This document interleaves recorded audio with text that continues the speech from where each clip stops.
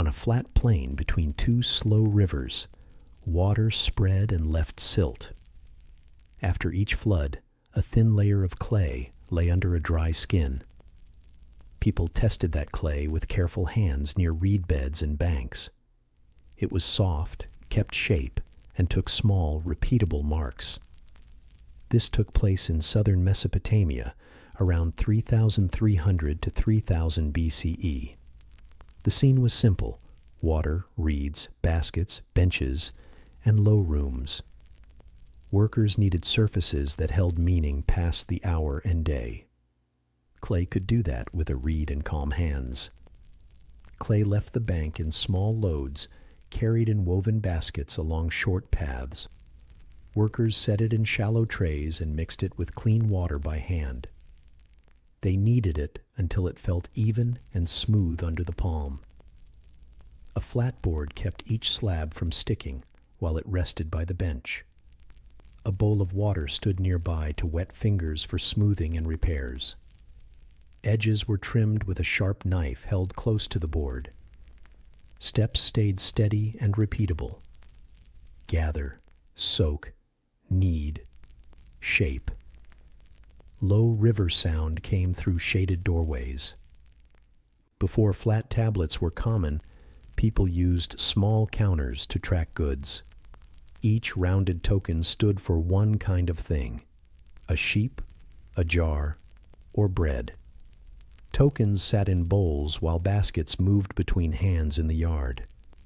To hold a total during travel, people sealed tokens inside a clay ball. That clay ball was called a bulla, a clay envelope for tokens. Marks pressed on the outside matched what sat inside the shell. The piece dried near a doorway and kept its count. A closed shape carried a closed number. Flat tablets grew useful because they were light and quick to read. A reed stylus cut from river reeds pressed neat wedges into damp clay. A broad tip made a wide wedge. A fine tip made a thin line. Angles created clear signs that a steady wrist could repeat all day. Marks stood for measures of grain, jars of oil, and counts of animals. Rows kept marks in order and made scanning easy under any light. A good tablet showed the same answer in morning or late shade. Rooms for records sat near courtyards, gates, and cool store walls. Baskets of barley leaned rim to rim along swept floors. Jars of oil rested in deep shade away from direct sun. A balance beam rocked toward stillness, while a clerk set a smooth weight. He pressed the stylus and placed a number beside a name or mark. A witness added a small sign at the edge to confirm the entry. If someone asked a question, a hand pointed to a shelf. The sounds stayed soft. Grain pouring, mat rustle, and a light reed scrape. Most tablets dried in air on low racks and kept shape for many days. Some were fired in a low, steady kiln to harden them for storage. Air drying worked for daily notes near the door or gate. Firing gave strength against damp and shocks from falling roof parts. A wet surface could be smoothed and used again if a line failed. A flawed face was scored and folded back into the lump for reuse. Fired tablets survived room fires.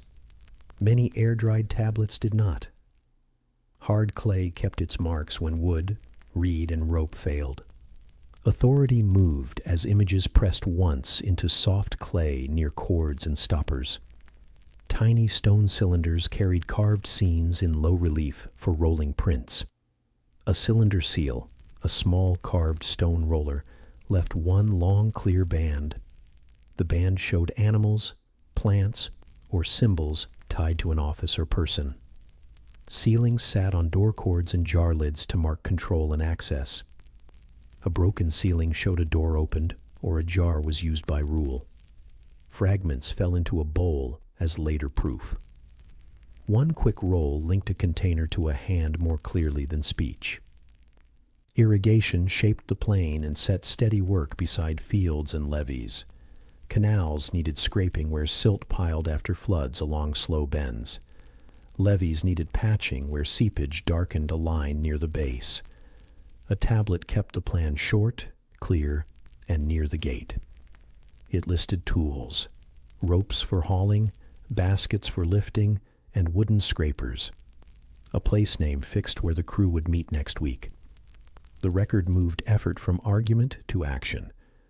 Water flowed by gates and schedules, not by memory alone.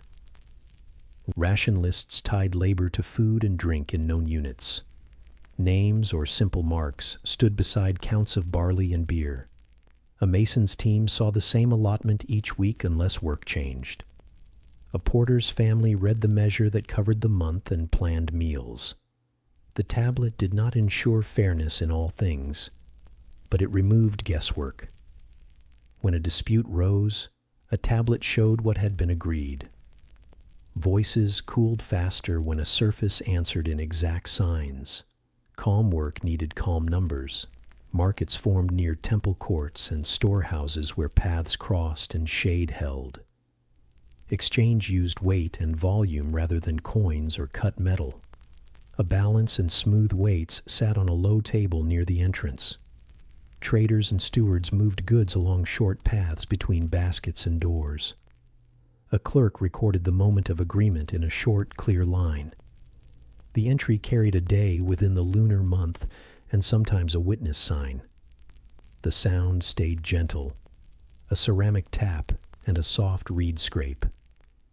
Training began with imitation and simple drills on short, thick tablets. Children watched older hands and pressed signs in even rows after a model line. Lists named tools, jobs, trees, stones, birds, and towns in shared order. The wrist learned angles before the mind learned every group name. Later, students copied longer lists and standard lines used in many places. A dull stylus met a knife and became sharp for the next row. A smudged line was smoothed and written again. Skill grew by steady hours and clear checks. Months followed the moon, which set the larger pace for work and due dates. A new month began with a sighting, and then settled into a known order. Schedules attached to that cycle. Deliveries due on the 5th day after first sighting. Canal clearing followed after first quarter, when channels ran lower. Rations came at month's end and matched the last 4 weeks. Loans used the same frame with a return date and a small sum for waiting. A shekel, a unit of silver by weight, appeared in some lines. Messages also traveled on clay for short and long trips. A writer made a small tablet with even, compact signs. He wrapped it in a thin clay shell and sealed the outside. The shell carried the seal and the address in plain marks. A carrier walked along levees and roads and slept near water. At the door, the shell snapped open with a dry sound at the seam. The inner tablet showed the same lines and moved a plan at walking speed. The method resisted weather and forgave delay. Rooms filled with clay as years passed, and offices handled more plans. Shelves and baskets grouped tablets by topic and time with care and habit. A small tag hung from a cord to mark what lay below each row. Heat, insects, and chance shaped what the future would see of the stacks. Fired tablets kept their marks after roof falls and later fires. Air-dried tablets softened if damp returned and turned back into earth. The record we hold today is uneven and leans toward accounts and receipts. Language changed, while signs stayed familiar to trained readers and clerks. In the 3rd millennium BCE, Akkadian joined Sumerian in many offices and towns. The script adjusted and let signs mark sounds as well as things. This cuneiform, wedge marks made by a reed stylus, carried across roads and canals. Standard forms for measures, titles, places, and simple actions stayed stable. A clerk in one town could read a line from another town. Paperwork felt familiar beyond one wall and eased work between groups. Material details held the system together each day more than rules alone. A bench at the right height reduced strain on wrists and backs. A board with faint ridges kept wet slabs from sticking and tearing at the lift. A damp cloth over new tablets slowed drying and kept faces even and flat. A jar of water stood in shade and supplied a ladle for smoothing. Kiln fuel had to be dry and fed in small amounts to keep steady heat. These small habits added up to reliable work at very low cost. The balance stood near the doorway, and its beam showed when a deal was level. Weights fit the palm and bore plain signs tied to a local standard. A measure meant the same thing in morning light and at dusk. Trust grew from repeated matches between weight, line, and later result. The record fixed only what needed exact form for later checks. It fixed the moment of agreement and the shape of a plan. It left voices free for work that did not need hard edges. Mistakes happened and left quiet traces that were simple to repair. A drying crack crossed a total and made it unclear for later reading. A clerk drew 2 diagonal lines to cancel the face for reuse. He folded the clay back into a lump and kneaded it smooth. A careless seal rolled twice and made a blur on a stopper or cord. The second pass was crossed and pressed again with correct pressure. Reuse kept the room calm and the shelves orderly. Canal work returned each season when silt piled high in bends and gates. Crews lifted silt with baskets and short shovels and set it on banks. They broke clods and threw them on the high side near the levee. Patches used wet clay, mixed with straw by foot and palm. A tablet carried the short list of tools and places in clear lines. It named the bend by a marker such as a large tree or a gate. It fixed a meeting day within the current month before water rose again. Ration tables linked to those plans, so crews saw a clear reward in kind. Workers who cleared a section received grain and beer after inspection. A clerk set the measure beside the team line and pressed a sign. The next crew saw the pattern and understood the rule before starting. The reward came in common goods that met daily needs at home. The record supported the rule by making it visible near the yard. Checks were simple if a complaint appeared later in the season. Market days followed a regular path that people knew without heavy thought. Goods arrived by boat or cart and moved through short paths to tables. Weights and measures turned choice into a number or a clear volume. A short entry noted who gave, who received, and the amount and date. A month name placed the exchange on a stable track for later checks. If prices shifted across years, the note form did not change much. People did not need to memorize patterns. They needed to see them again. Some tablets held word lists used across many towns for training. Lists named professions, tools, animals, plants, stones, and cities in shared order. That order helped people in different places read each other's lines later. The lists also trained the hand to a slow, careful pace for long days. The reader's eye moved with that same pace when reading storehouse lines. The whole system rested on repeatable motion and shared form. It was simple in parts and wide in reach across the plain. Scribal training grew into a school habit called the eduba, a scribal school. Students copied sign lists and model lines on small tablets in quiet rooms. They erased while wet and tried again until spacing and pressure felt even. Teachers checked edges and corners along with the face for cracks and chips. Good practice protected against broken corners and smeared rows near margins. Over time, students moved from drills to simple letters used in nearby offices. The craft formed through ordinary checks, patience, and clear feedback. The plain and the rivers set rules that this record system followed. Clay was near and free after floods left fresh layers under a thin skin. Reeds were near and easy to cut to shape with a pocket knife. Fuel for low firing was near in dry seasons and stored under roofs. Each tool was simple to learn and cheap to replace after wear. A city could reduce strain by turning words into lines that stayed put. The shelf kept the day available after sleep for quick checks in the morning. In the late 4th millennium BCE, people used small clay tokens to track goods. Each token stood for one thing in the world. A cone could mean a grain measure. A sphere could mark one animal. A disc could mark a jar of oil. These meanings were local and taught inside the storehouse team. The tokens were simple, cheap, and quick to make. They matched daily work and did not require a trained scribe. Token sets grew during market days and storage shifts. A steward placed tokens in a shallow bowl near the doorway. The bowl gathered the count for a flock, a shipment, or a ration list. The method worked while people stood together. It weakened when distance separated them. Bowls could spill. Tokens could be lost or swapped. A buyer at a distant gate needed proof that survived the road. The problem asked for a container that held both number and promise.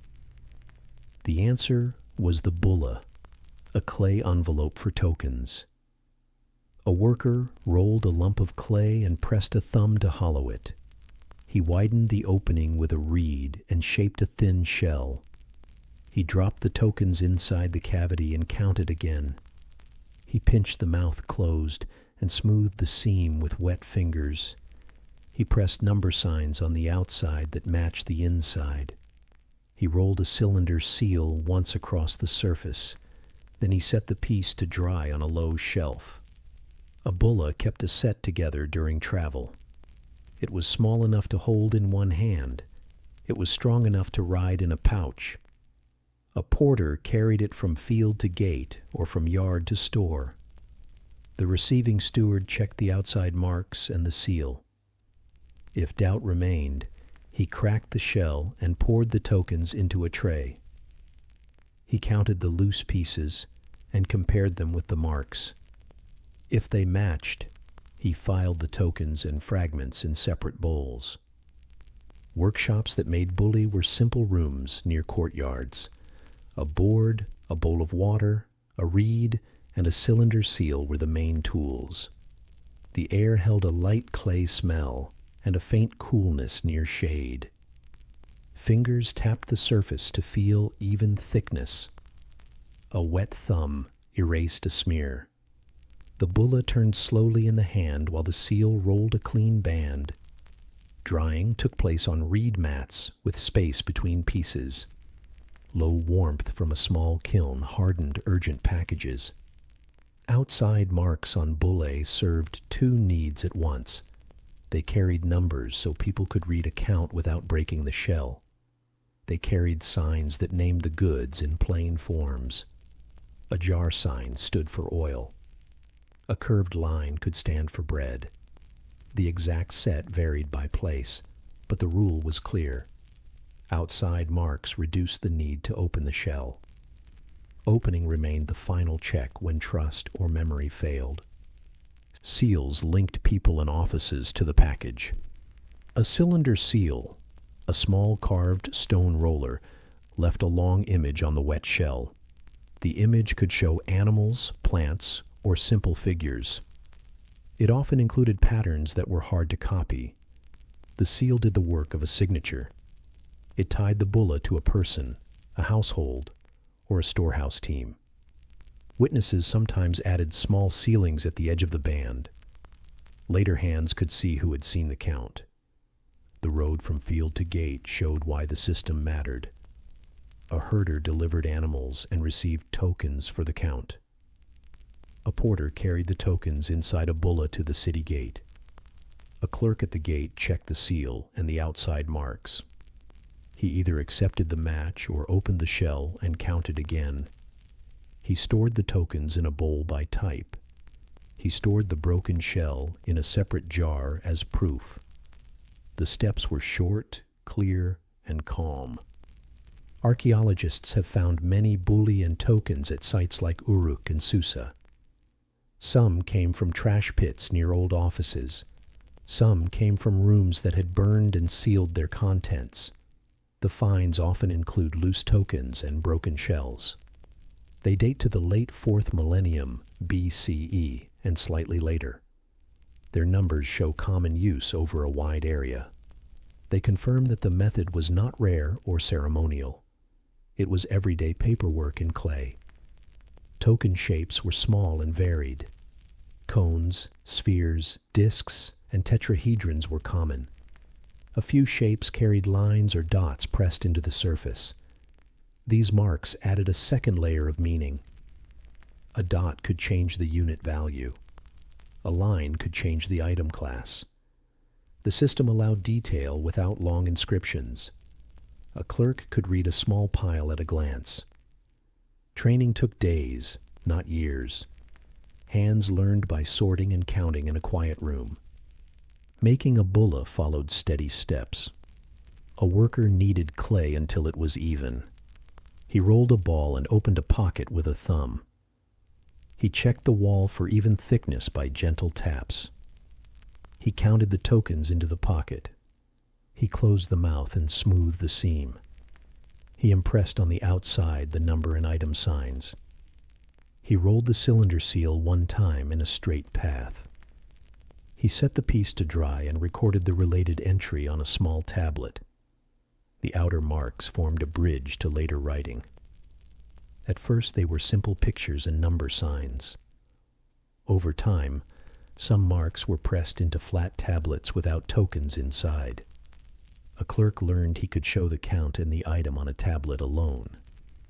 The tablet cost less space than a bowl of tokens or a shelf of bully.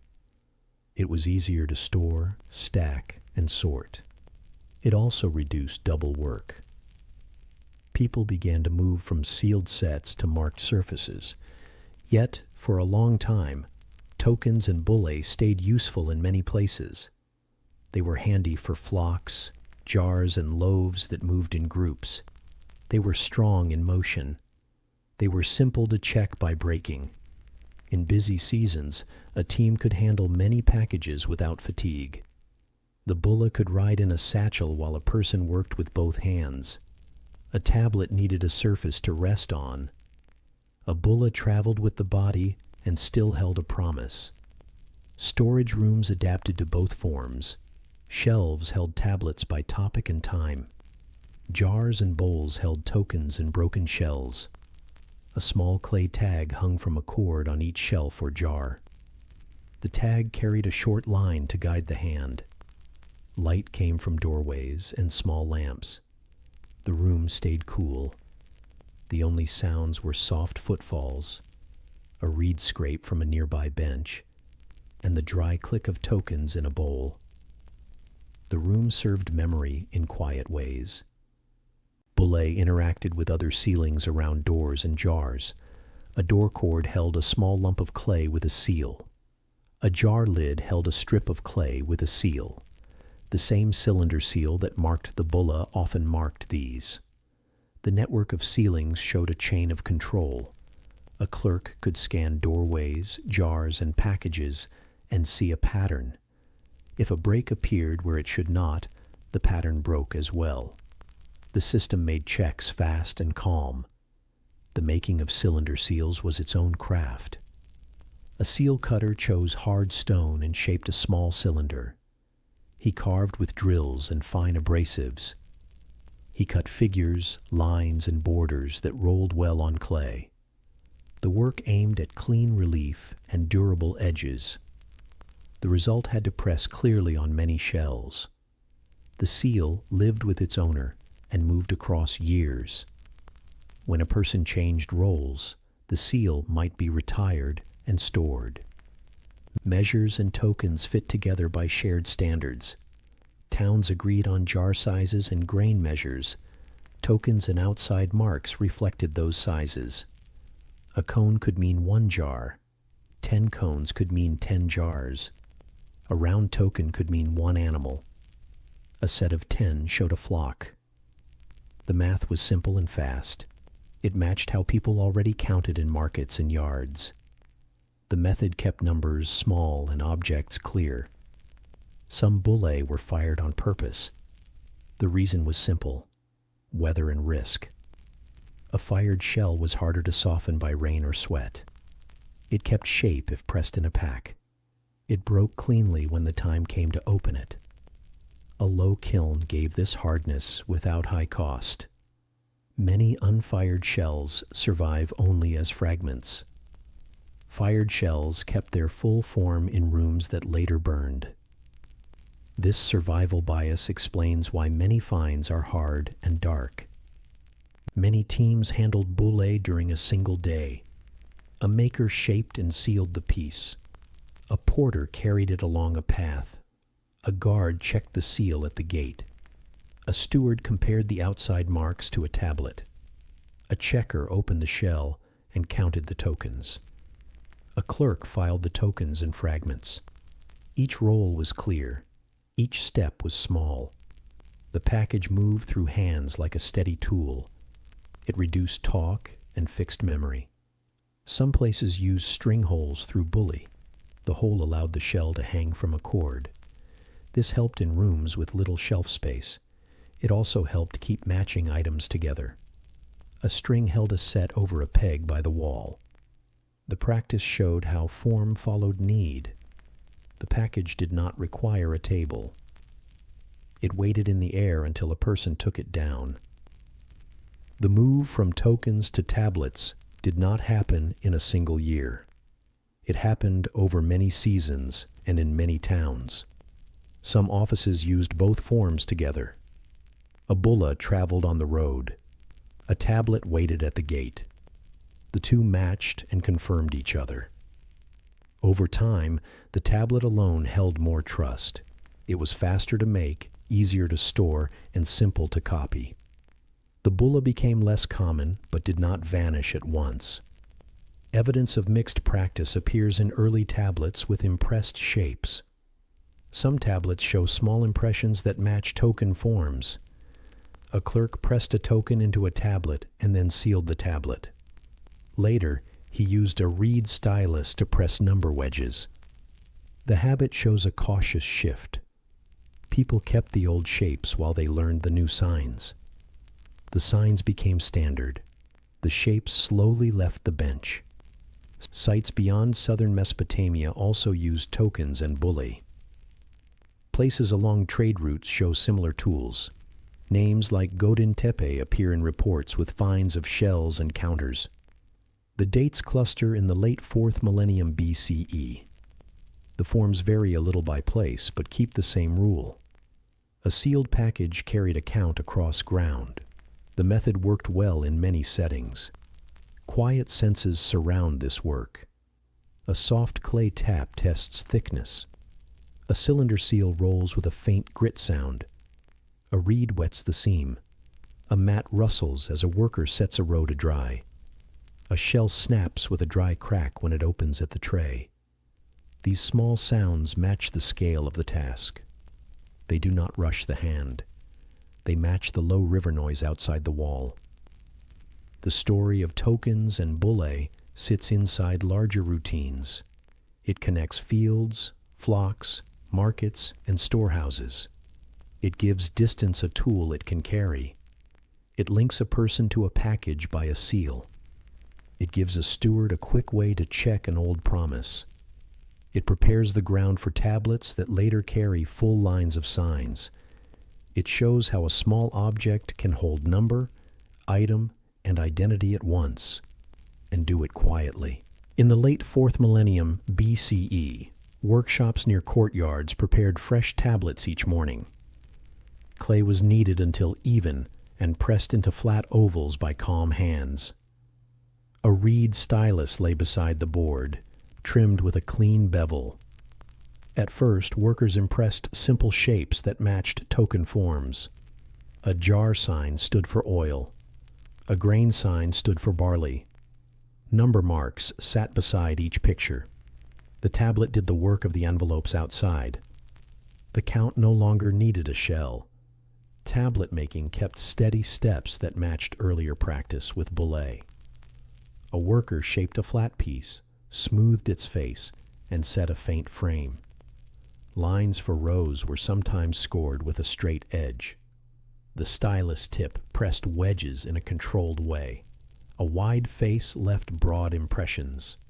A narrow edge left fine lines. Signs appeared in short groups that repeated across many tablets.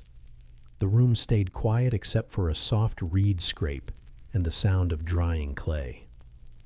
The move from objects to marks helped in simple, practical ways. A tablet held many entries without extra weight. It stacked well on a shallow shelf. It was cheaper than a bowl of tokens in a sealed shell. A steward could read a line quickly and match it to a delivery. If doubt remained, a witness seal at the edge confirmed the entry.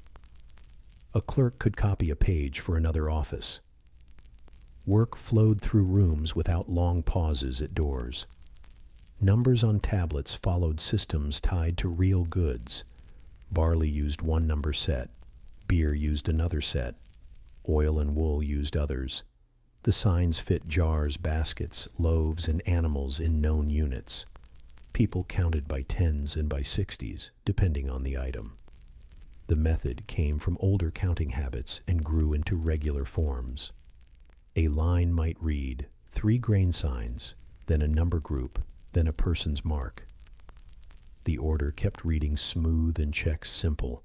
A tablet page had a clear layout that reduced mistakes. The left area named the item or category with a picture sign. The right area carried number groups in neat rows. Totals sat at the end of a section. Space remained for a seal or a witness mark. Some pages used short headings for a field, gate, or storeroom. Others stayed as simple lists. The aim stayed the same in both cases. A person could find an entry and verify it within moments. The reed stylus created a new kind of sign through angle and pressure. A sharp corner made a small wedge. A broad face made a long wedge. Turning the reed changed the stroke without lifting the hand. Groups of wedges formed signs that could be learned and repeated. A row of tablets from one room showed nearly identical angles. This consistency was the first dependable handwriting. It came from tool control and steady training, not from ink or brush. Pictures on early tablets stayed close to real things at first. A fish looked like a fish in a few strokes. A jar looked like a jar in a few lines. Over time, signs became simpler, faster, and easier to press. Curves turned into straight elements. Details fell away. The goal was speed and clarity under daily load. A clerk could record a cart in the yard and return to the bench before a second cart arrived. Work volume shaped sign forms. Some signs acted as classifiers, short helpers that showed a category. A classifier before a place name told the reader to expect a location. A classifier before a person sign told the reader to expect a worker or owner. These helpers reduced confusion where different words looked alike. They also kept lists neat. A line with a classifier, a name, and a number moved from left to right without doubt. Reading was a stable routine, not a puzzle. Evidence for this stage appears at sites like Uruk and nearby towns. Layers dated to around 3,300 to 3000 BCE hold tablets with picture signs and number groups. The tablets come from rooms near courts, gates, and storage spaces. Many carry seal impressions along an edge. They match the space where officials check deliveries, rations, and loans. The same kinds of pages appear across more than one site. The practice was not limited to one household or one temple. Training adjusted to the new surface rules. Students pressed rows of basic signs on small practice pieces. They copied sign lists for trees, stones, tools, animals, and jobs. They learned where to place number groups and where to add a classifier. They practiced straight lines and even spacing. Teachers checked edges and corners as closely as faces. A good page had strong corners, smooth margins, and clear rows. Warm air, low noise, and steady light helped the work. Tablets carried many types of short records. Delivery pages showed items from a boat or cart at the gate. Ration pages linked teams to jars of beer and baskets of barley. Work pages listed canal sections, tools, and days of labor.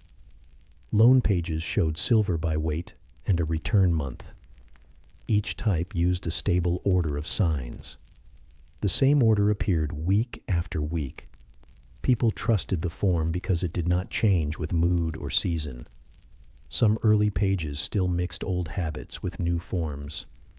A clerk pressed a token shape into a tablet as a picture. Then he added number wedges and a seal band. This mixed page sat between the bulla and the full tablet record. Over time, the pressed token shapes faded. Wedge groups replaced them. The tablet no longer needed the object to explain the line. The line stood on its own. The surface had become the ledger. The reed's edge, point, and face allowed many strokes from one tool. This flexibility kept costs low and training simple. A stylus wore down and was trimmed by a small knife. A fresh bevel restored a clean wedge. Water in a bowl kept clay at the right softness for clear strokes. A damp cloth over fresh pages slowed drying and limited cracks. These small controls gave clean signs. Clean signs gave clean checks. Clean checks gave faster work across the yard. Storage for tablets grew more systematic as volume increased. Shelves held pages by topic and month. Baskets stood below for overflow or for quick access near the door. Small clay tags hung from cords to mark groups. A person could reach a shelf and find a line within a short time. The order also helped when offices moved or closed. Another room could accept a basket and continue work with little delay. The form carried from shelf to shelf.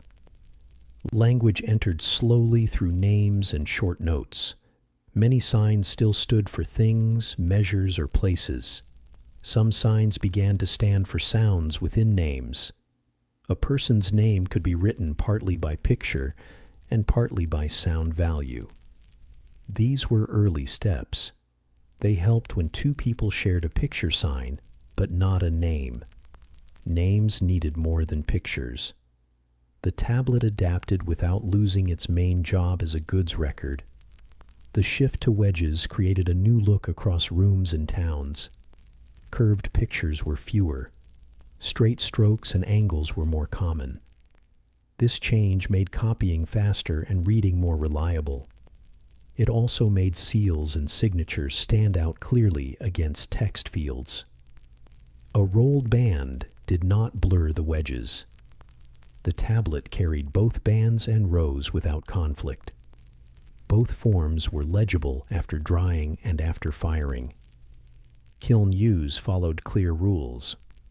Most pages dried in air and served for days or weeks. Pages needed for longer storage met low heat. Heat fixed the surface against damp and pressure. Fired pages kept their faces in later room fires. Air-dried pages often returned to clay when water reached the shelf. The survival record therefore leans toward fired items. The picture of early writing we have today is shaped by this fact. Metrology tied signs to the real world. A grain measure linked to a jar size. A length of cloth linked to a known width. A silver weight linked to a balance standard. Number groups followed these anchors.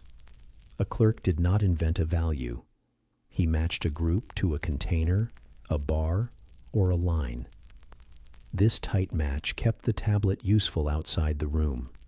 A buyer or steward could check a jar or weight and reach the same number. Reading a tablet became a smooth motion for trained hands and eyes. The reader placed a finger at the left. The finger traced across the row. The eyes matched picture signs to number groups. The seal at the edge completed the check. The room stayed quiet during this act. A murmur might pass between desks, but no voice needed to rise.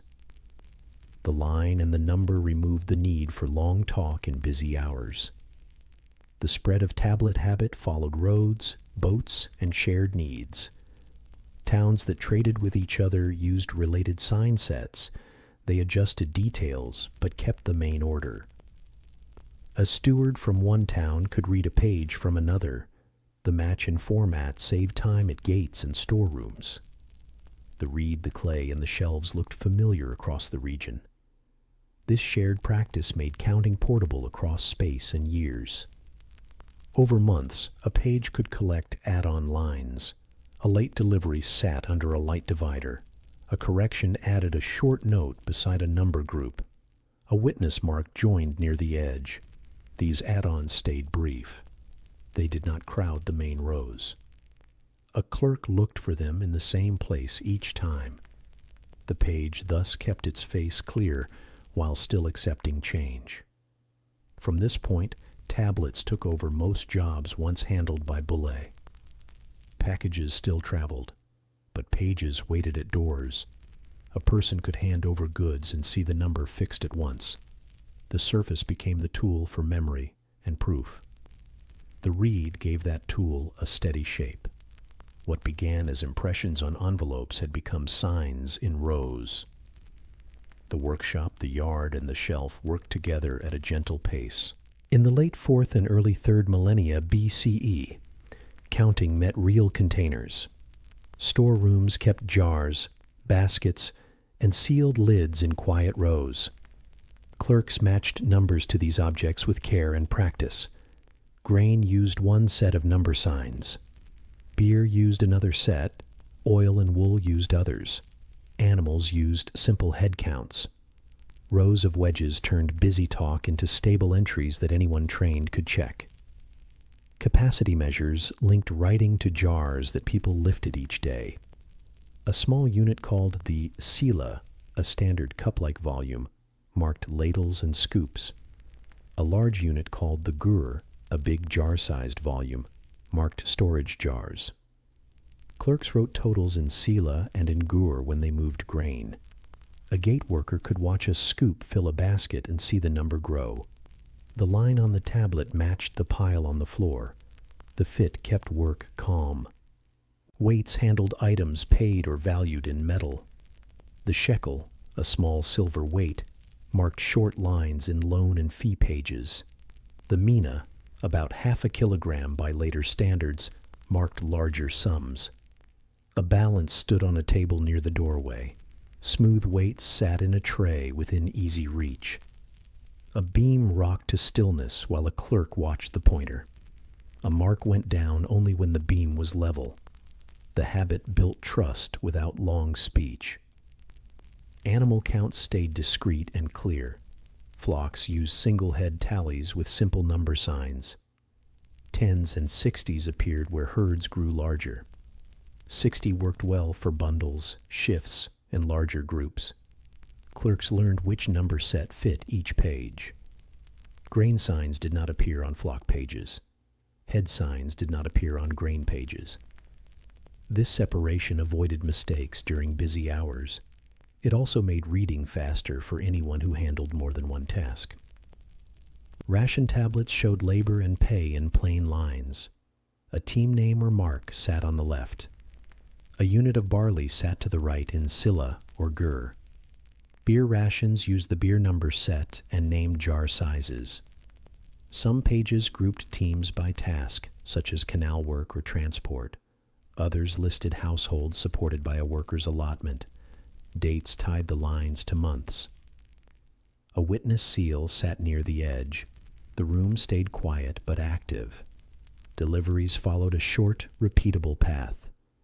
Porters set baskets on the floor near the scale and the clerk. Another worker scooped grain from a bin into a funnel and then into the basket. The clerk watched the level and checked the mark on the container. He set down the number in the correct system and space. He kept lines straight and even. A steward passed, looked once, and moved on. The reed left a soft scrape and paused in the bowl. Loans used time and number to create clear promises. Grain loans named a measure today and a due month after harvest. Silver loans named weight units and a due month in the calendar. Some pages added a small increase for waiting time. The amount was written once and checked by witnesses. If flood or drought hurt a field, a brief add-on line moved the due date. The tablet carried the change without noise. The form stayed the same. Standards sat near the working tools for checks and training. A reference jar stood on a shelf with a mark for the correct volume. A reference weight sat in a small box lined with cloth. A clerk compared working tools to these pieces at set times. If a weight chipped, the seal on its tag changed, and the weight left the table. The same cylinder seal that marked doors marked the check tag. The chain of control stayed visible. Number signs differed across goods because goods behaved differently. Liquids filled space and matched scoops and jars. Grain poured and settled but kept volume well under standard conditions. Animals moved and had to be counted one by one. Early pages in the Uruk area used special number signs for each case. A viewer could tell at once what kind of counting was used. This choice reduced errors when many pages sat on the same shelf. Beer management linked fields, malt, and rations with clear steps. Barley moved from storage and capacity units. Malt quantities used the same units in smaller numbers. Finished beer moved in jars marked for volume. Work crews received beer rations by day or by week. A page might show a team line, a jar count, and a date. Jars stood in shade with wet cloths tied at the neck. The room smelled faintly of grain and yeast. The entries stayed short. Oil used careful jar counts because oil was dense and costly. Jars had narrow mouths and well-sealed stoppers. A clerk wrote jar counts and fractions using the oil number set. A seal band crossed the stopper clay to show control. Wool records tracked weights after shearing and cleaning. A balance and weights defined the line in mina and shekels. Cloth issues for workers used lengths and counts. Each kind of material matched its own stable unit. Audits kept trust steady. At set times, a second clerk read pages aloud in a low voice. He checked rows against jars and baskets in the room. He checked seals at doors and on lids. He matched witness marks to names. If numbers failed, he wrote a short correction line and added his seal. If pages filled, a basket took them to a shelf for the month. The process was slow, even, and plain. It kept disputes small. Training covered numbers as much as signs for objects and names. Students copied number tables for different goods. They learned transitions between small and large units. 10 sila made one larger unit. So many large units made one gur. Shekels moved to mina by a fixed count. Students pressed neat rows until the look of a good line stayed in the hand. Teachers watched spacing and angle. The room stayed quiet except for a reed on clay. Some tablets carried mixed pages when goods met. A ration page might move from barley to beer for the same team. A delivery page might show grain and oil at one gate. Clerks kept sections separate with small dividers. They used the correct number set for each section. The habit protected clear reading in later checks. The tablet kept many items in one place without confusion. It saved shelf space and time. Kilns hardened pages that needed longer life. A store chose which pages to fire. Loan pages and audits met low heat more often. Short delivery pages dried in air and served the week. Fired pages resisted damp and weight from stacks. They also survived room fires. Air-dried pages often returned to mud in floods. This survival difference shapes what we find today. The picture we read favors fired items from long-term work. Markets used the same measures outside storerooms. A trader brought cloth to a shaded table. A balance tested a silver payment in shekels. A clerk wrote a short line and added a date. Another trader brought fish packed in baskets. The clerk used capacity numbers for salt and oil in the exchange.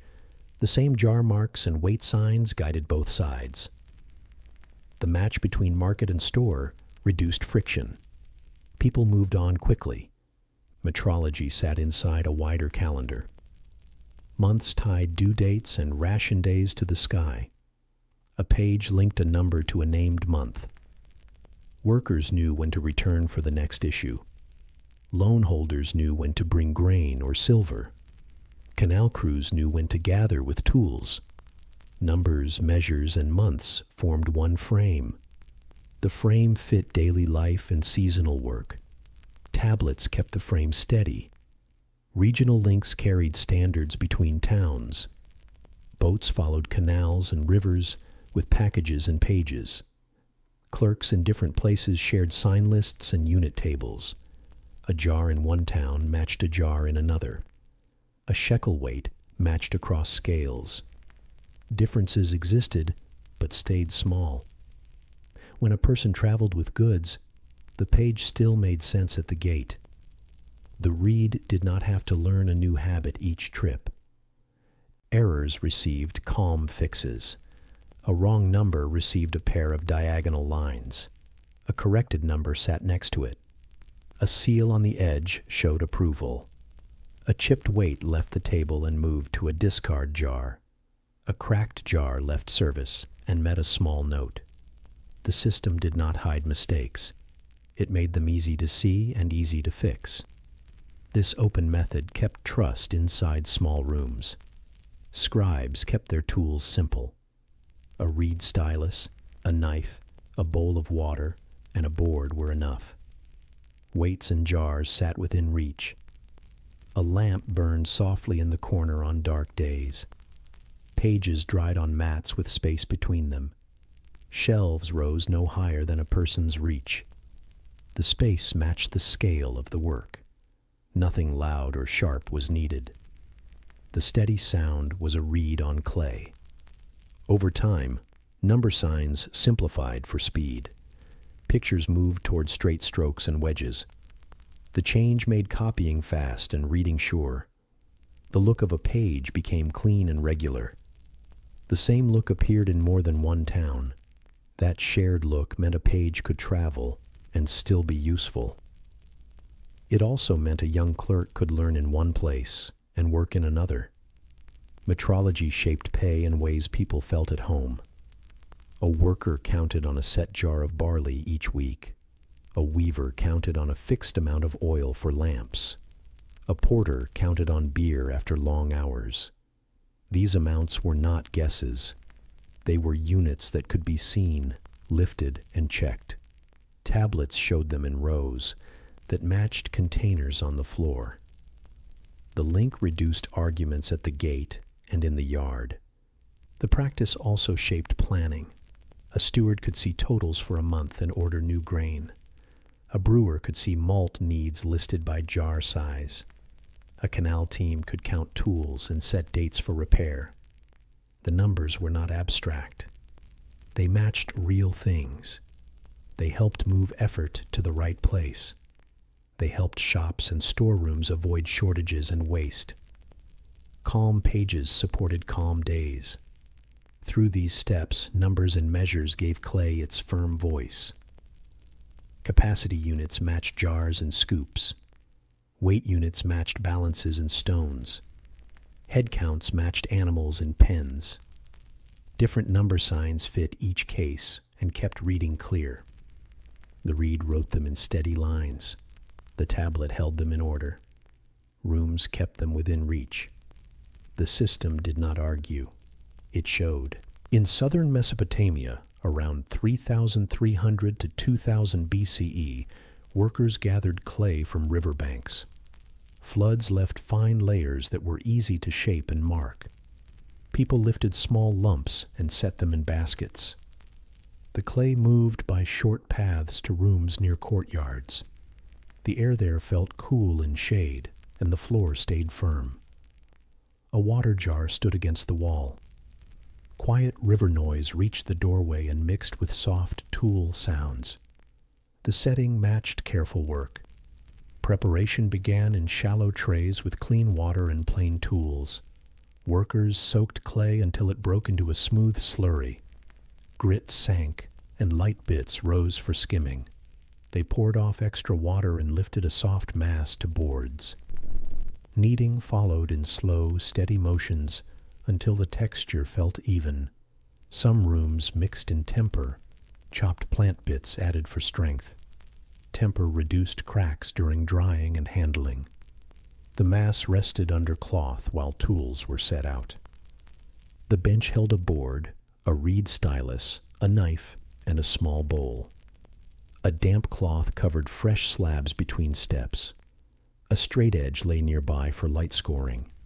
Shelves stood within reach at shoulder height. Space stayed clear for baskets, jars, and finished pages. A lamp waited for dull days, trimmed to a low, steady flame. The only frequent sounds were a reed scrape on clay and careful footfalls. The room's order supported slow and accurate motions.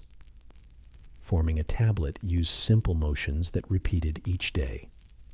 A worker pinched off a portion and rolled it into a ball. He pressed it flat into a short oval and squared the edges with fingers. Thickness stayed, even so marks would not break through. Some tablets were small for short notes. Others were larger for rations, loans, or audits. Faces were smoothed with wet fingers.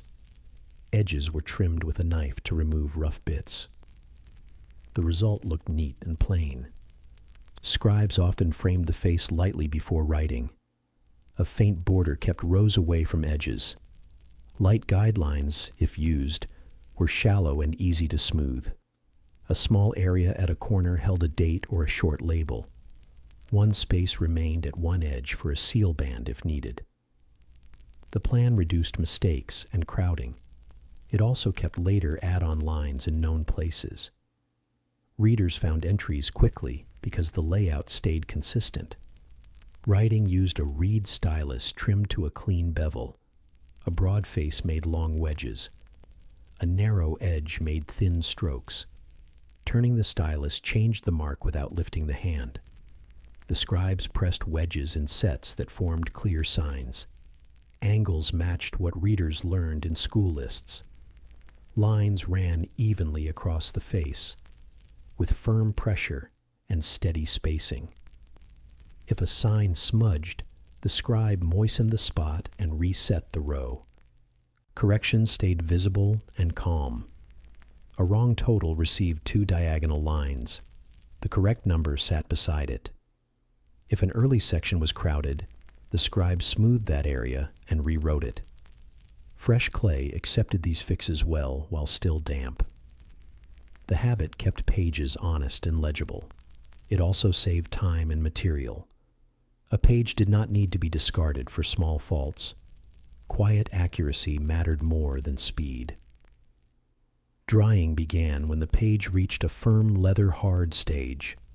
Workers lifted tablets to racks made from reeds or wooden slats. Air moved between pieces and lowered moisture evenly. Direct sun was avoided to reduce warping and edge cracks. The room felt cool and faintly damp. Pages rested with space between them and labels facing outward. Short notes dried in hours. Thick pages rested longer. A steward checked edges and corners during this stage. Some tablets received seal impressions while still slightly damp. A cylinder seal, a small carved stone roller, crossed a band near the edge. The image tied the page to a person, office, or team. Jar lids and door cords also held sealings for control. The same seal that marked doors often marked tablets. The network showed who had seen and approved the line. Later checks moved faster when seals appeared in expected places. Most pages stayed air-dried and served for days or months. They sat on shelves by topic and date. Baskets held overflow near the doorway for quick access. Air-dried pages worked well for daily deliveries and routine rations. They were light to carry across short distances. They could be smoothed and reused if plans changed before final filing. The system saved fuel and time while keeping information close at hand. Important pages went to heat for a harder life. Selection happened at set times or by instruction. Loan tablets, audits, decrees, and archive copies often met a kiln. A kiln, a chamber that gives controlled low heat, stood near a service yard. Workers stacked tablets with small spacers so air flowed between faces. Fuel was dry reeds, brush, or wood gathered in dry months. Heat rose slowly and stayed even. Low hissing and faint crackles were the only sounds. Firing fixed the surface against damp and pressure. The wedges stayed sharp after cooling. Fired pages resisted floods and roof falls better than air-dried pages. They also handled stacking weight in deep shelves. The trade-off was cost and time. Workers planned firings to fill the chamber. Most daily notes did not need this step. Offices chose carefully to match effort and need. The plan kept energy use plain and predictable. Cooling took patience and simple checks. Workers let heat fall inside the kiln before moving stacks. Pages came out in small batches and rested on boards. A steward tapped edges to listen for dull sounds that meant hidden cracks. Minor chips received smooth trimming with a knife. Labels faced outward as pages moved to permanent shelves. Basket tags recorded the set and month. Order at this stage made later reading calm and fast. Air-dried clay returned to service when plans changed. Scribes soaked flawed pages in trays until marks softened. They kneaded the clay back to a smooth mass. Temper was added if the mix felt weak. The mass became new pages within the same day. Training areas relied on this loop for drills and practice. Waste stayed low because the material accepted reuse. The habit kept rooms clean and reduced the need for fresh digging. Broken pieces still had uses in the yard. Shards leveled shelf feet on uneven floors. Larger fragments lined paths near wet spots. Some acted as spacers in kiln stacks. Nothing hard went to waste if it could support work. These secondary uses lowered costs and made rooms safer. Feet did not slip on damp clay. Shelves did not rock while people wrote. The effect was quiet but steady across long months. Shelving systems matched the growth of archives in busy centers. Rows stood by wall sections with space for people to pass. Each row held months for one topic: rations, deliveries, loans, audits. Clay tags on cords marked shelf edges. A small symbol named the office. A date line named the range. Readers could pull a basket and find a page within a short time. The shared order worked across towns and made transfers easier. Tool care stayed simple and regular. Styluses were trimmed with a small knife when edges dulled. A shortcut restored clean wedges at once. Boards were wiped to remove grit. Water bowls were refreshed often to keep clay clean. The kiln floor was swept after each firing. Fuel stores were checked before the dry season ended. Quiet routines prevented delays when work arrived in a rush. The room stayed ready. Safety in firing depended on slow changes. Workers warmed the kiln gently to reduce stress. They watched color and feel rather than measured numbers. Doors stayed partly open during early heat. Vents controlled draft once the stack warmed. Timing followed experience and local fuel. The goal was even heat and sound pages. Loud popping meant trapped moisture. Workers adjusted vents until the sounds faded. The method relied on skill learned over many seasons. Quality control linked benches, racks, and shelves. A second clerk read fresh pages aloud in a low voice. He checked numbers against jars, baskets, and weights. He checked seals and witness marks. He watched for edge cracks and crowded lines. If a page failed a check, it returned to smoothing or to the tray. If it passed, it went to a dated shelf. The cycle created steady confidence without loud claims. Clay choice mattered at the start and showed in the result. Finer clay made crisp wedges and smooth faces. Coarser clay tolerated rough handling and quick drying. Some rooms blended types for balance. Workers learned which banks supplied which clays. They returned to good spots after floods. The link between ground and bench stayed strong. The plane supplied what rooms needed with short walks and simple tools. Heat also served sealing work on jars and doors. Small lumps of clay softened near the kiln. Workers pressed them over cords or stoppers. Seals rolled across while the clay was warm and firm. The result held shape and showed a clean band. Warm clay captured detail better than cold clay. The practice supported both storage and writing with one heat source. Effort remained focused and shared. Not all firings were planned. Some rooms burned in later events. Air-dried pages inside those rooms hardened by accident. These pages now tell much of what is known. Fired tablets dominate collections because they survived damp and collapse. Air-dried pages vanished when water returned. This survival bias is important to remember. The view today leans toward what heat protected. Daily notes made only for a week are often missing. People in these rooms worked in small teams with clear roles. A senior scribe set layout and checked numbers. A junior scribe pressed rows and handled corrections. A porter moved wet pages to racks and dry pages to shelves. A kiln worker stacked and fired selected sets. A steward chose which records needed long life. Training happened beside real work, so lessons stayed practical. The team rhythm matched the pace of clay and heat. Numbers met materials at every step. A reference jar proved volume. Standard weights proved balance. A page showed totals in units tied to those tools. A seal band tied people to what they approved. Clay held the marks without losing shape. Water allowed smoothing and reuse. Heat locked marks for longer years. The chain from bank to shelf stayed visible and plain. Each link had a room, a tool, and a habit. In southern Mesopotamia, from about 3,300 to 1700 BCE, seals marked control. Officials and workers used small tools to press images into damp clay. The image linked a person or office to a door, jar, or page. One clean band could stop disputes at a gate. A broken band showed the time and place of opening. Seals made movement visible and calm. A cylinder seal, a small carved stone roller, carried the image. Seal cutters used hard stones like hematite or serpentine. They drilled with bow drills and powdered abrasives.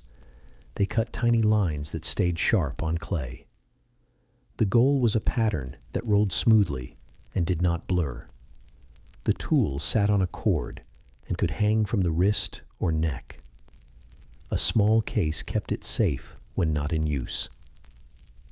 Carving followed steady steps inside a quiet room. The cutter shaped a cylinder and smoothed both ends. He drew guidelines with thin ink or a needle point. He drilled small points for eyes and borders. He linked cuts with fine grooves. He tested the roll on damp clay after each stage. A faint grit sound told him the surface was even.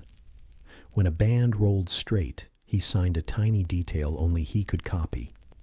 Seals worked best on fresh clay applied to cords and stoppers. A door cord received a lump pressed tight against wood. A jar lid received a strip placed across the mouth. The seal rolled once to make a full band. Edges were pressed flat to stop flaking. The clay dried and kept the band firm. If the door opened, the band cracked. If the jar opened, the strip broke. The break was the record of entry. Bulli used seals on their outer shells. A bulla, a clay envelope for tokens, carried number marks and a seal band. The band tied the package to a person or office. When a steward cracked the shell, fragments fell into a bowl. The bowl collected proof that openings had followed rules. Letters did the same. A clay envelope wrapped a small tablet. The seal on the outside showed the sender and sometimes the route. Tablets often carried seals along one edge.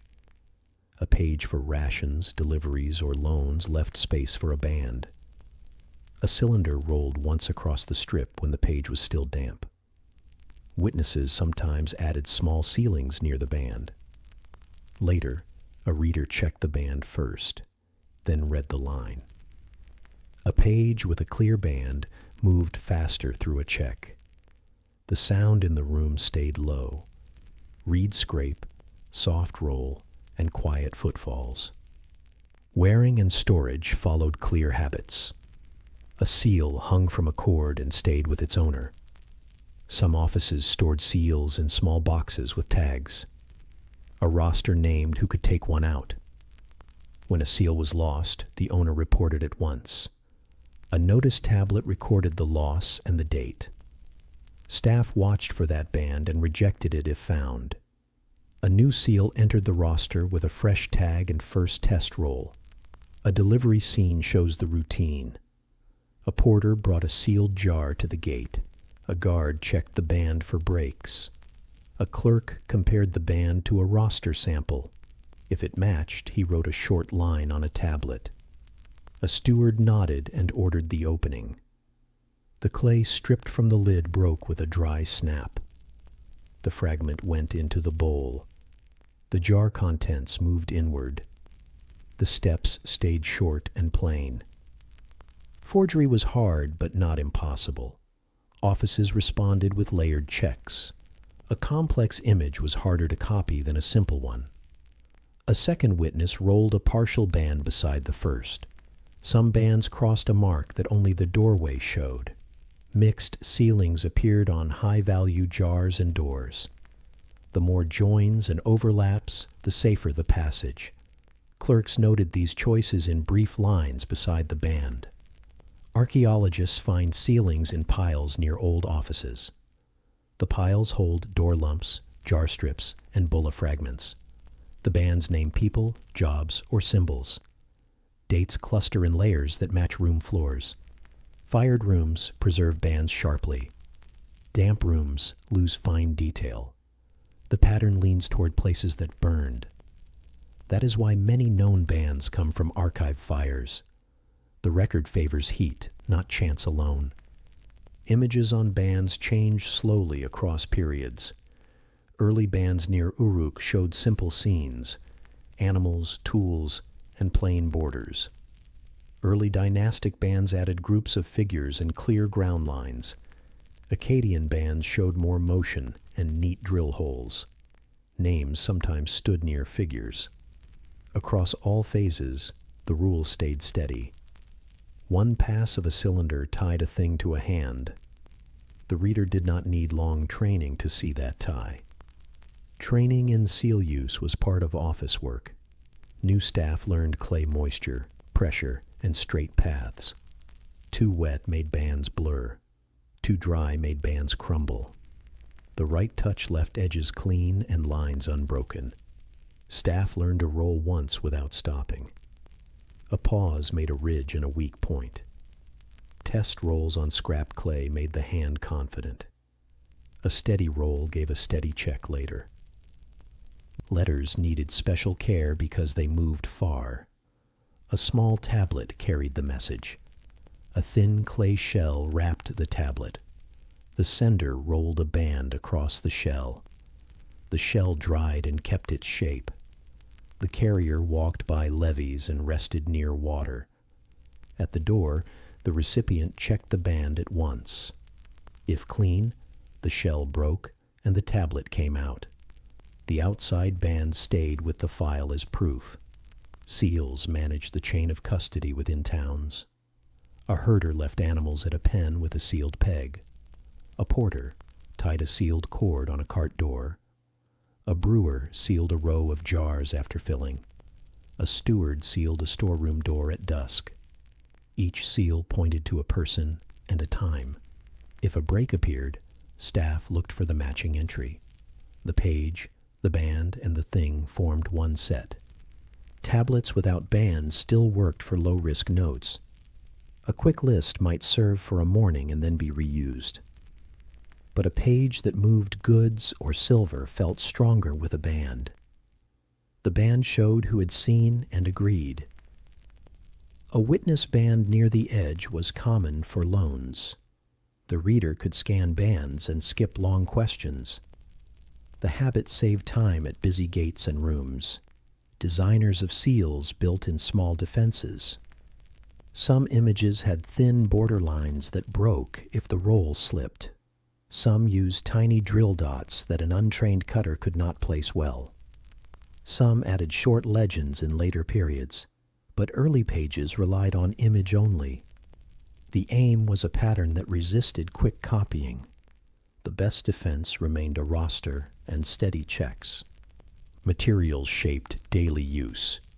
Hematite gave sharp bands and wore slowly. Soft stones cut faster but wore sooner. Cords left marks on wrists and necks after long days. Small cases kept grit away from the surface. Staff wiped seals on damp cloths before rolling.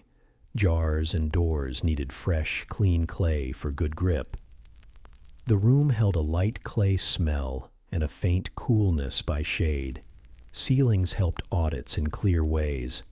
A second clerk checked bands before reading numbers. He looked for match, overlap, and breaks. He looked for the right cord marks beneath a lump. He read lines only after bands passed. If numbers failed later, bands and fragments helped find the step. The method kept checks in order and quiet. It set a pace that fit sleepy heads and long days. Regional travel kept bands legible across towns. A seal from one town could be read in another. Images stayed within shared themes, so readers knew what to expect. Boats and carts carried both goods and page bundles. The reed, the band, and the number matched in more than one place. This match took confusion out of long routes. Packages moved with fewer pauses. Seal cutters formed their own craft groups. They stored stones, drills, and powders with care. They learned to cut lines that rolled as one band. They learned to avoid pictures that snagged or skipped. They kept test rolls in small trays for office rosters. When a seal was ready, the first roll went into the roster. Offices used that tray to check later bands. The tray stayed near the desk. Some doors used combined systems for added safety. A seal band crossed a small scratch mark in the wood. The scratch sat under the clay and showed in the band. A person who replaced a band could not copy the scratch. Jar stoppers used cord impressions that showed under the band. Together, these marks made quick swaps harder. Clerks learned to look for them during rounds. Over time, seals and writing worked as one habit. A record line showed the thing, the measure, and the date. A band showed who accepted the line. A witness band sometimes joined for a second check. Doors and jars matched the page through the same image. When offices moved, rosters moved too. The system kept its shape in new rooms. The noise stayed low. Accidents and loss received quiet responses. If a seal chipped, a cutter reshaped edges and tested the roll. If damage was large, the office retired the tool. The old roster entry received a cancel mark. A new seal took its place with a fresh roll. If a band smudged, staff added a second roll beside it. If clay flaked, staff reapplied and rolled again. The process kept weak points from growing. A seal also marked time within a day. Morning bands looked damp and fresh. Evening bands looked dry and pale. Inspectors could see the pace of work by these signs. They could also see pauses or gaps. The bands formed a quiet clock on doors and jars. No bells were needed. A glance gave enough sense of flow for the next step. In many places, cylinder seals stayed common for long periods. Later, stamp seals appeared in some regions. This chapter stays with cylinders used with tablets, jars, and doors. The shared feature remained the same. A small tool linked people to things in a repeatable way. The hand rolled once. The clay kept the band. The room stored the proof and used it again in checks. The work stayed slow and even. In the 3rd millennium BCE, workrooms stood near courtyards with light and air. The scribe's bench faced a low shelf and a doorway for steady breeze. A wooden board sat on trestles at a comfortable height for long hours. A water bowl rested to the left, within easy reach of the hand. Several reeds lay on a cloth, each trimmed to a different edge. A straight edge, a small knife, and a damp cloth completed the tools. The room sounded quiet. Reed on clay, soft footfalls, and low voices. Styluses were simple and dependable. A stylus, a writing tool made from reed, held a clean bevel.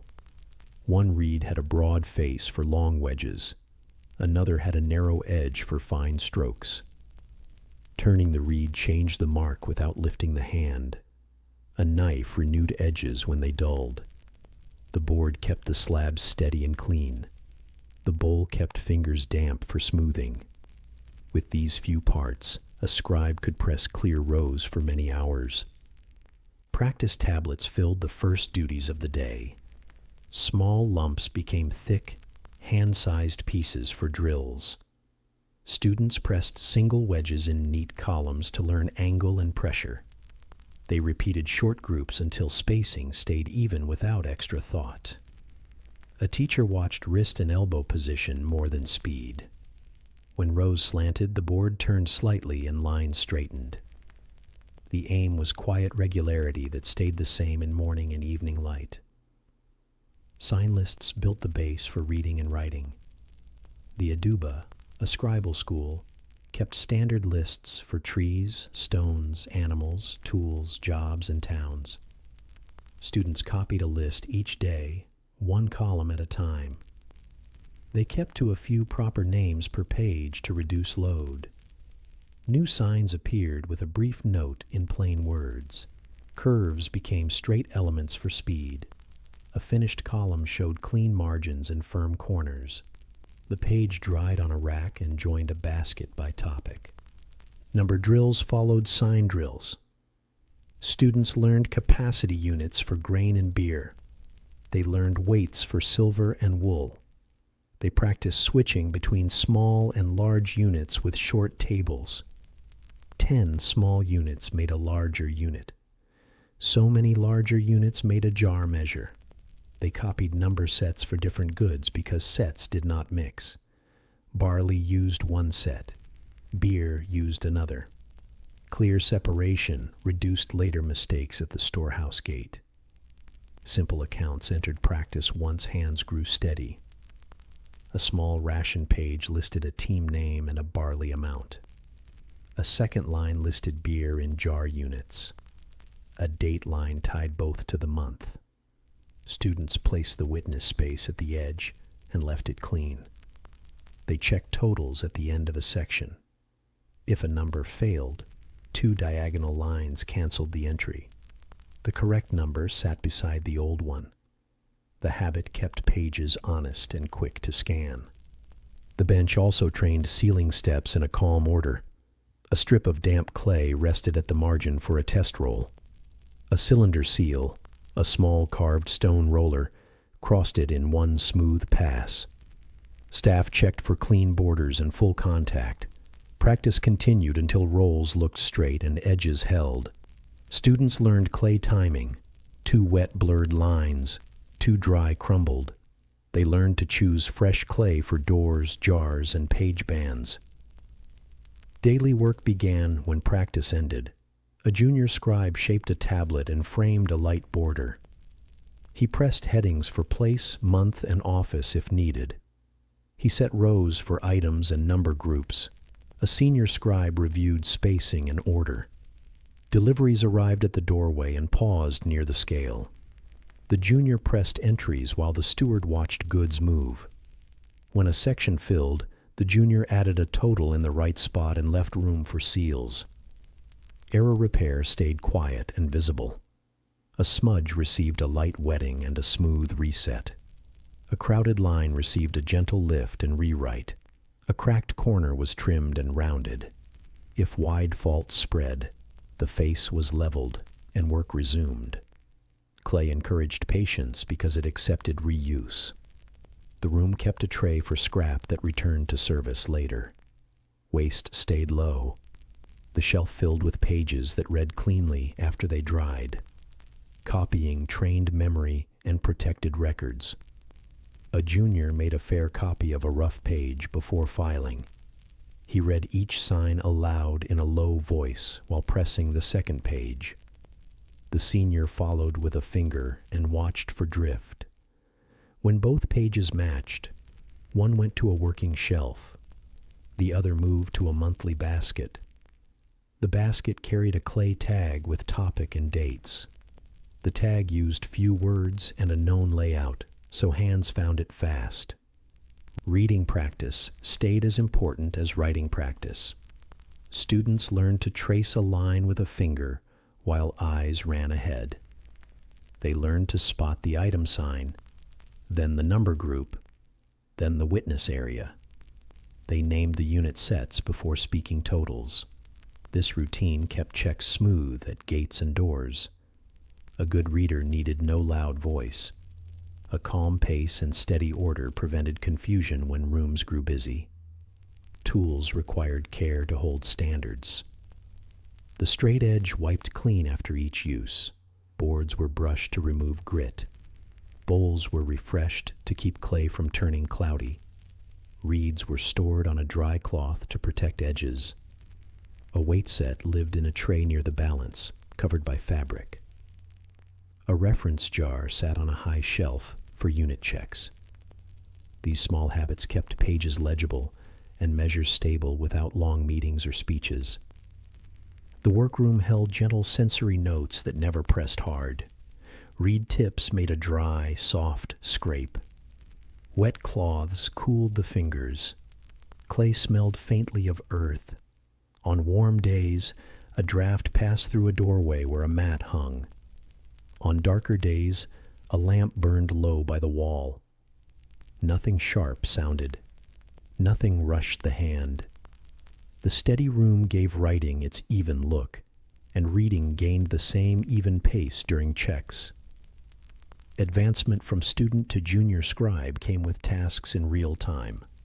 The junior handled practice accounts for small offices, fuel, lamp oil, and cord. He copied rosters and added witness spaces. He learned to file pages by topic and month without losing order. He carried baskets between rooms and kept tags facing outward. When he could keep a page clear during a busy hour, he moved to delivery work. The change appeared on a roster tablet, not in ceremony. Senior scribes managed the bench as a whole. They set the day's plan and chose which pages to fire. They reviewed difficult totals and adjusted wording when goods crossed categories. They decided which copies became archives. They checked seals and recorded losses. They trained new staff on clay timing and wedge angle. Their work looked ordinary from the doorway. Its value appeared when a week ended without confusion and a month closed on time. The bench also supported small letters between rooms. A clerk shaped a narrow tablet with a short note. He wrapped it in a thin clay shell and sealed the outside. The shell dried by the window while other pages moved through the room. A porter carried the letter across a courtyard or along a canal. At arrival, the seal band showed the sender. The shell snapped and the tablet came out. The bench received it back for shelf and tag. Exams were simple and public within the office. A student read a page from last month and found a total. He checked a jar row against a number line. He set a seal band on a strip with the right pressure. He shaped a practice page and kept margins even. A senior marked faults in plain words on a small slip. When the student met the standard, he took a new place at the board. The roster tablet changed his line and added duties. Seasonal tasks shaped work at the bench. Before harvest, staff prepared blank pages for deliveries. After harvest, staff copied ration lists and added witness spaces. During canal cleaning, tools and crew lists filled many rows. During audits, readers checked numbers against shelves, doors, and jar tops. The bench stayed the same while topics rotated. Clay, board, reed, and bowl handled each season's needs with short changes in layout. Training also covered names and short notes. Names used sound values as well as picture signs. A person could share a picture sign with another person but not a sound. Sound values settled this quickly. Students learned a few sound uses to write names and short labels. They kept these to a minimum within the page. Objects, places, and numbers still carried most of the line. The mix stayed readable for many hands and years. The bench produced a public memory by repetition and checks. A ration line appeared each week in the same order. A delivery line appeared with the same units and positions. A loan line followed its standard parts. People inside and outside the room learned to expect that order. When a line changed, the change was small and clear. The record did not rely on a single mind. It lived on shelves that anyone trained could read. Some rooms blended training with small service to neighbors. A school corner copied a calendar of local months. Another copied a list of canal bends and markers. A third kept a roster of tool stores and weights. These pages helped new staff in more than one office. They also helped traveling clerks match local forms. The bench served its own work and the work next door. The flow stayed simple, with tags and shelves doing most of the guidance. When pages needed longer life, the bench passed them to firing. The kiln workers stacked them with spacers and brought heat up slowly. The wedges set hard and edges held. Fired pages returned to a high shelf with clean labels. Air-dried pages stayed in working baskets by the door. The split kept energy use low and storage safe. A small mark on the tag showed which pages met heat. Readers knew where to look during audits. Copy sets moved between towns when offices changed. A basket traveled by boat with a guard and a letter shell. The new room used the same order of tags and shelves. A junior learned quickly because the look matched his training. Signs, numbers, and bands meant the same things.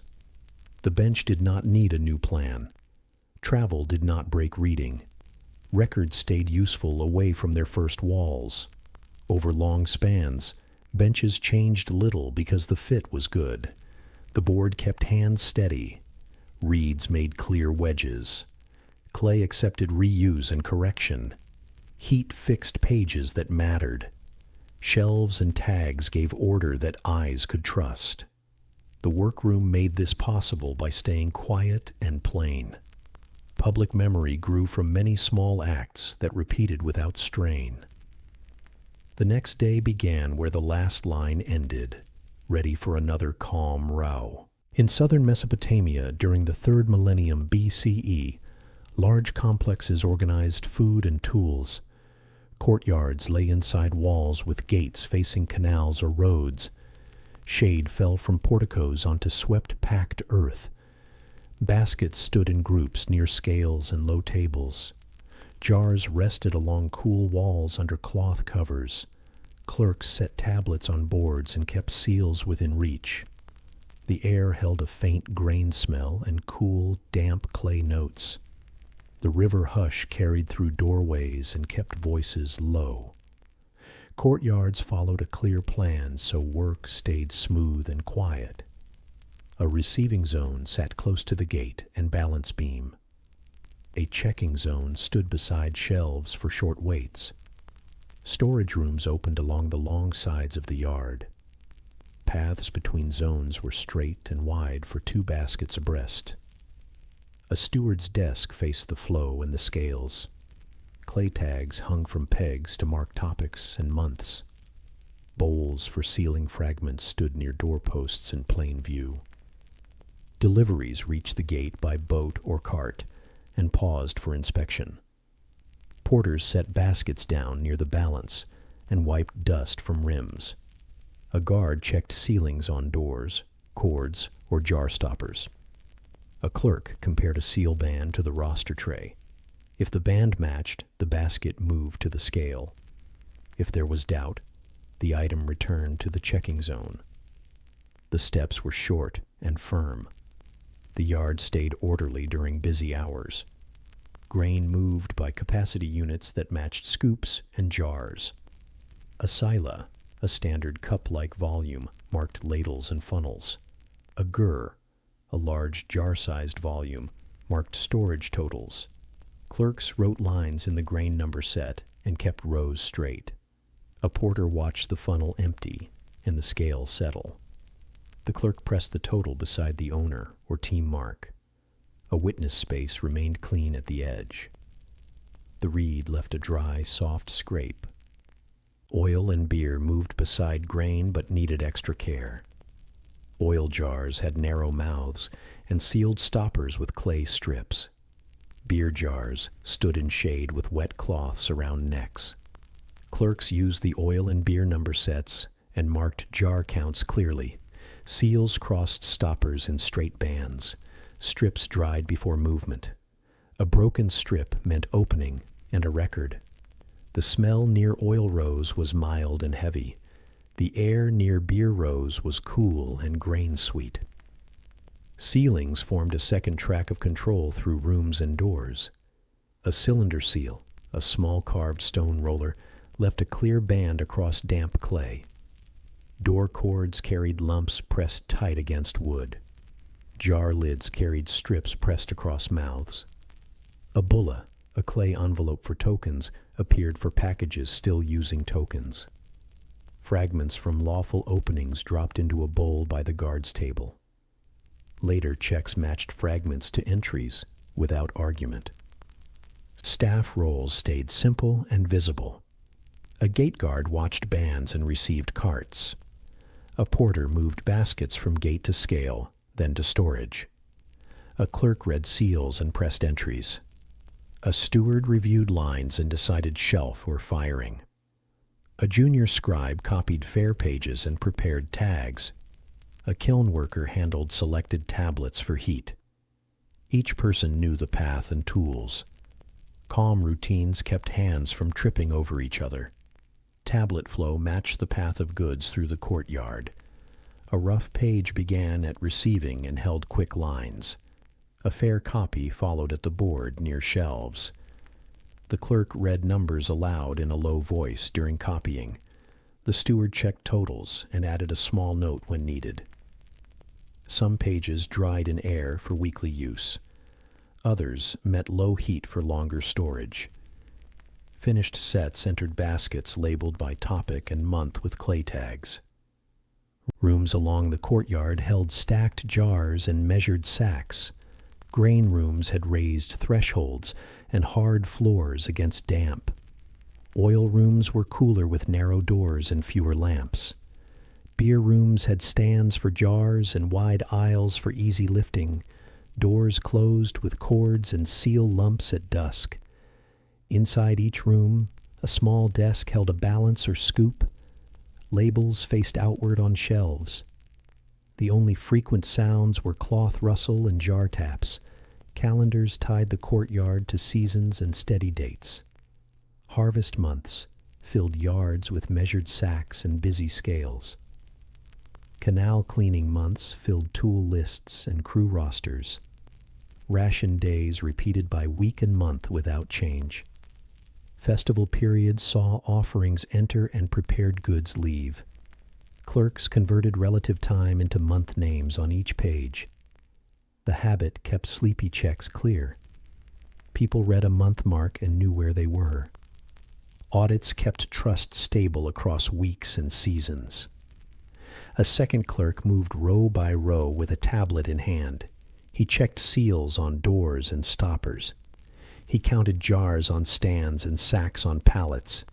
He matched totals to lines and pressed a brief confirmation wedge. Small faults received short corrections in the margin. Larger faults returned to the scale or jar stand.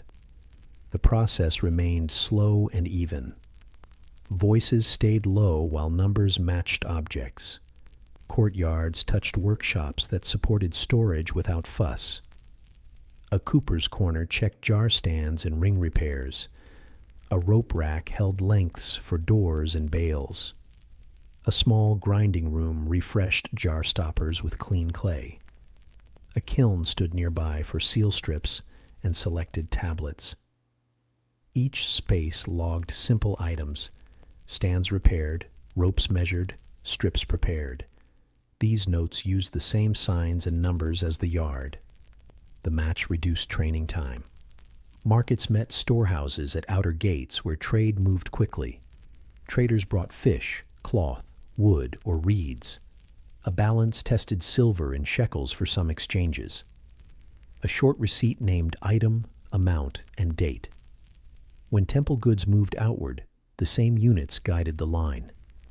The shared measures lowered friction between rooms and street. Goods moved from one scale to another without new rules. The reed wrote the same way on both pages. Loans linked fields and storehouses through clear forms. Grain loans named a measure, a borrower, and a return month. Silver loans named weight units and a due date. Some lines added a small increase for waiting time. If floods or winds harmed the field, a short add-on moved the date. Witness lines stayed near the edge and carried clear seals. The clay page held the change without noise. The shape of the form remained the same. Risk management stayed practical and close to the ground.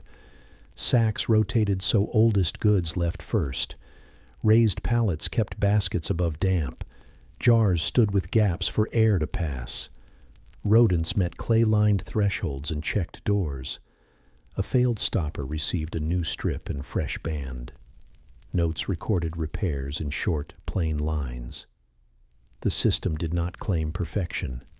It reduced loss with cheap steps and steady checking. Regional links carried goods and pages beyond one wall. Boats moved along canals with sealed jars and labeled baskets. A travel tablet rode in a pouch with a thin clay shell. The shell held a seal band from the sending office.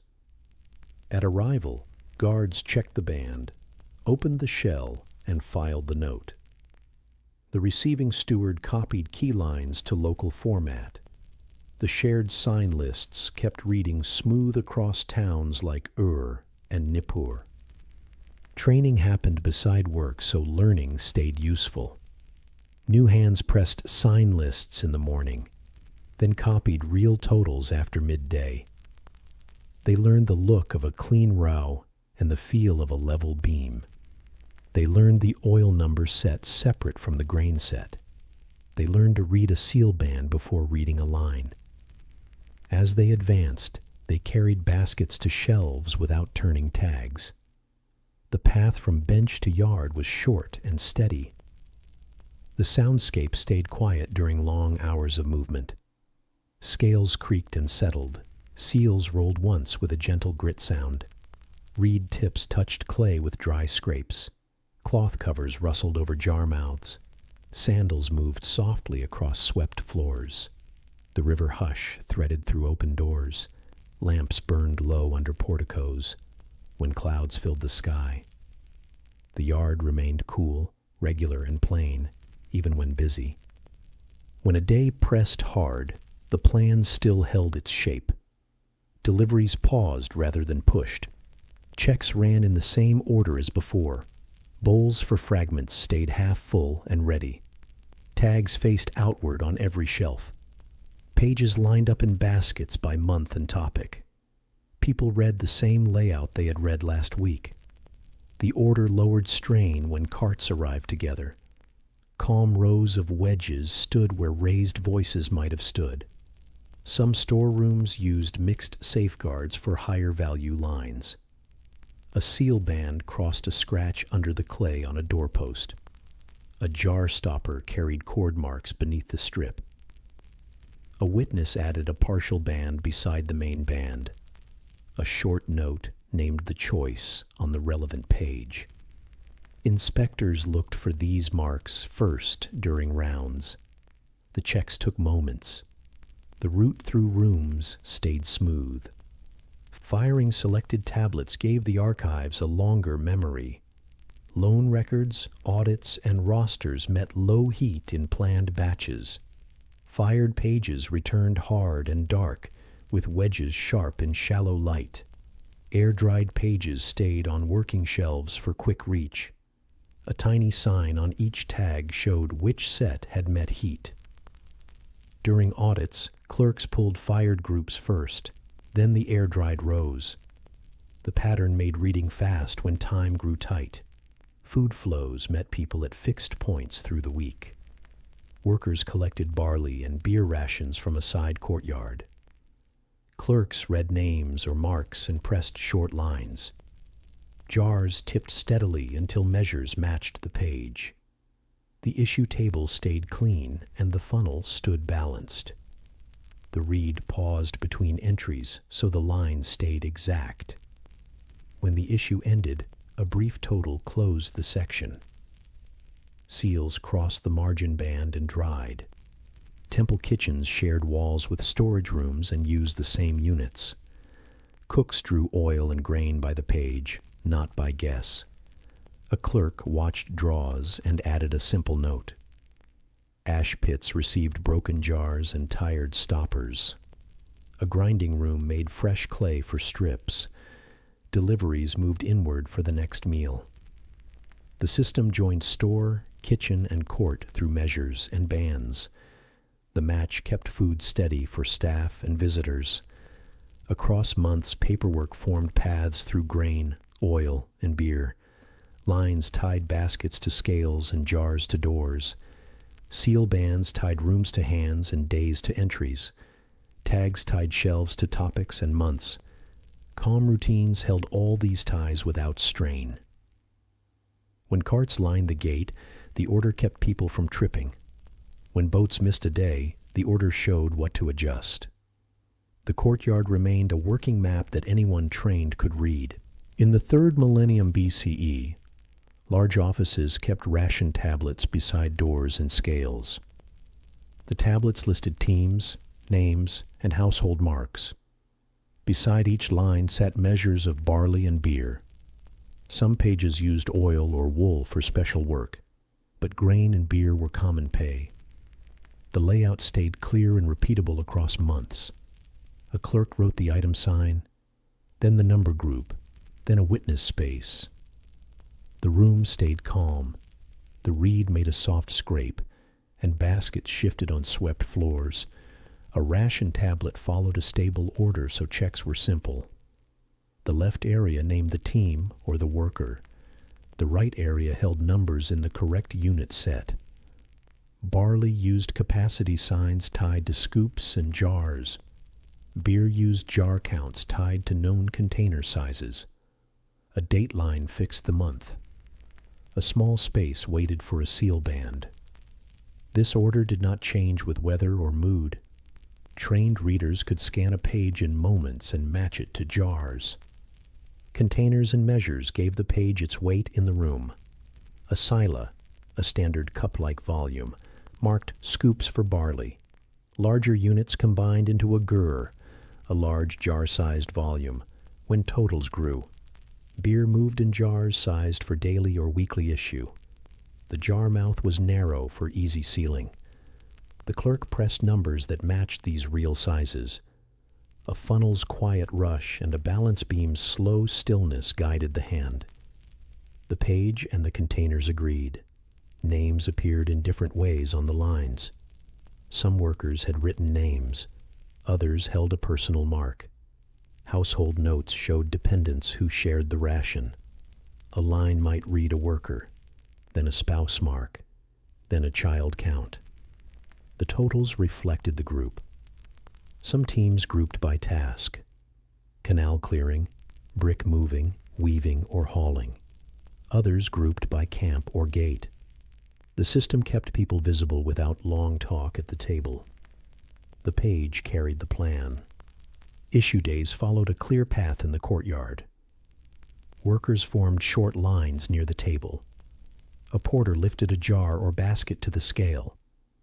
A clerk checked the witness band on yesterday's page and opened today's space. A scoop filled to the sila mark.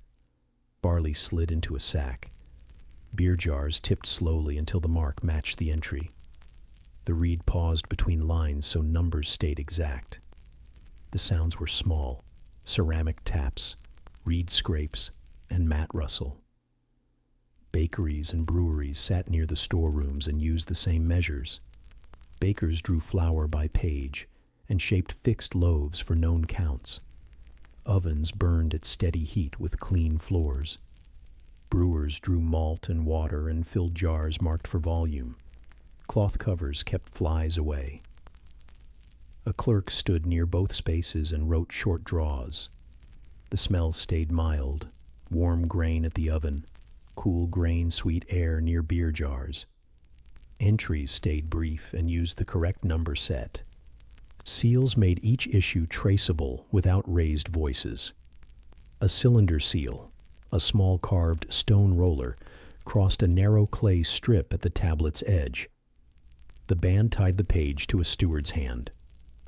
When a ration session ended, a second band crossed the margin. If a question rose the next day, the bands showed who approved the totals. Jar stoppers and door cords held matching bands. Pages, jars, and doors formed one quiet chain of proof. Seasonal work shaped ration sizes, but not the form. In harvest months, teams worked longer and drew higher barley counts. During canal cleaning, crews took steady beer rations for hot hours. In building periods, brick teams saw oil for lamps appear on lines. The page format stayed the same. Units stayed the same. Clerks wrote the line in the same places. The room rhythm did not change when carts arrived together. The system absorbed the weight. Audits kept trust stable through busy seasons. A second clerk read the page in a low voice and tapped jars. He counted sacks on pallets. He looked for seal bands on door cords and jar strips. If a number failed, he drew 2 diagonal lines and pressed the correct count beside it.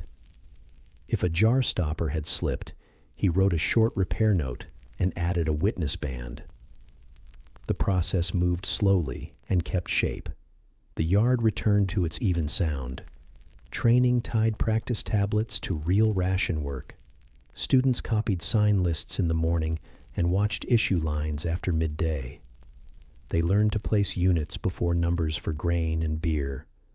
They learned to keep household marks near the name line.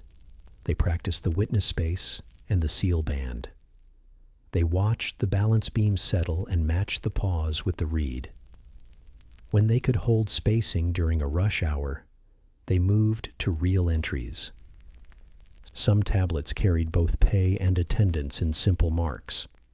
A small sign showed days present for a week. Another showed absence. A reduced measure appeared when a worker missed days. The line did not judge the cause. It recorded the effect in units. Teams could also shift between tasks. A note moved a name from one group to another. The total adjusted in the correct set. The page kept order while people and tools moved. Not all pay came as food and drink. Some lines showed shekel counts for silver by weight. These often tied to skilled tasks or special purchases. A balance stood near the entry table with smooth weights. The clerk checked the beam, then set the number on the page. Still, most rations used grain and beer because both fit daily life. Containers existed in every room. People could lift, store, and share them without trouble. Household rations show the reach of the system inside walls. A worker's line included dependents in round numbers. Children received smaller barley shares. Older family members drew standard loaves or porridge grain. Oil appeared at times for cooking. The page kept the totals clear in one place. The clerk read the household line once and guided the jars. The issue table stayed clean. The funnel stood steady. The surface welcomed the next name. Regional links kept ration practice familiar across towns. Pages from Ur, Uruk, or Nippur shared layout and units. Boats carried jars and copies along canals.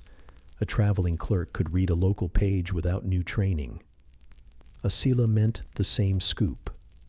A gur meant the same storage jar. A seal band looked the same on both sides of a gate. The match prevented confusion and lowered loss during long routes. Storage and filing followed the same care as issue. Air-dried ration pages sat in baskets by month and team. Loan pages and audits often met low heat for longer life. Tags on cords named topic and range. During checks, staff pulled fired sets first, then working sets. The contrast in hardness guided the hand without speech. Fired pages kept wedges sharp. Air-dried pages stayed light and easy to carry to the table. Work rolls stayed clear so pages did not crowd. A steward planned the day and approved totals. A clerk wrote lines and read during copies. A porter lifted jars and sacks. A guard watched seal bands at the gate. A junior scribe managed tags and baskets. The kiln worker fired selected sets at week's end. Each roll touched the page at the right time. No single person carried all steps. The path through the yard was short and repeatable. Corrections and reuse were simple because clay allowed them. A smudged wedge met a damp cloth and a smooth reset. A crowded line lifted with a thumb and returned neatly. A broken corner trimmed to a rounded edge. If a whole face failed, the tablet soaked, kneaded, and became a practice piece. Nothing hard went to waste. Shards leveled wobbly shelves. Larger fragments lined wet paths near doors. The room stayed safe and even. Kitchens and ration tables touched daily life with plain tools. Loaves cooled on racks and matched counts on lines. Porridge grain moved from sack to pot at set hours. Beer jars stood under cloth ties and poured to marks. Workers left with measures they could feel and check. The ledger did not replace food. It matched it, item by item. Warm jars and steady scoops met cool, dry wedges. The system kept those meetings quiet. Across years, the ledger made labor predictable and pay visible. A worker could point to a line. A steward could see a month at a glance. A brewer could plan malt. A baker could plan flour. Canal crews could plan tools and rest days. The form was not new each week. It was the same form. The sameness was the strength. It held numbers in order while people crossed gates, lifted jars, and returned to work. In the 3rd millennium BCE, towns on the plain relied on controlled water. Main canals left river bends and ran toward fields in slow grades. Smaller ditches divided flows toward plots and orchard rows. Gates and weirs sat at junctions to set depth and speed. Offices near canal mouths kept tablets on boards. Pages listed gate times, field sizes, and repair crews. The air near water stayed cool and carried a soft hush. Reeds brushed lightly in wind. Sandals sounded dull on packed banks. Measurement began with simple tools and trained hands, a rope stretcher, a worker who measured land with marked cord, set stakes. A cord carried knots at fixed steps along its length. Teams pulled it tight between corner pegs and checked the line.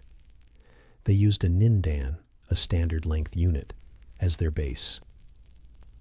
They marked sides and then checked diagonals for straight angles. A field's area followed from length and width. The office recorded totals in the IQ, a standard field unit. Numbers kept shapes clear when footsteps faded.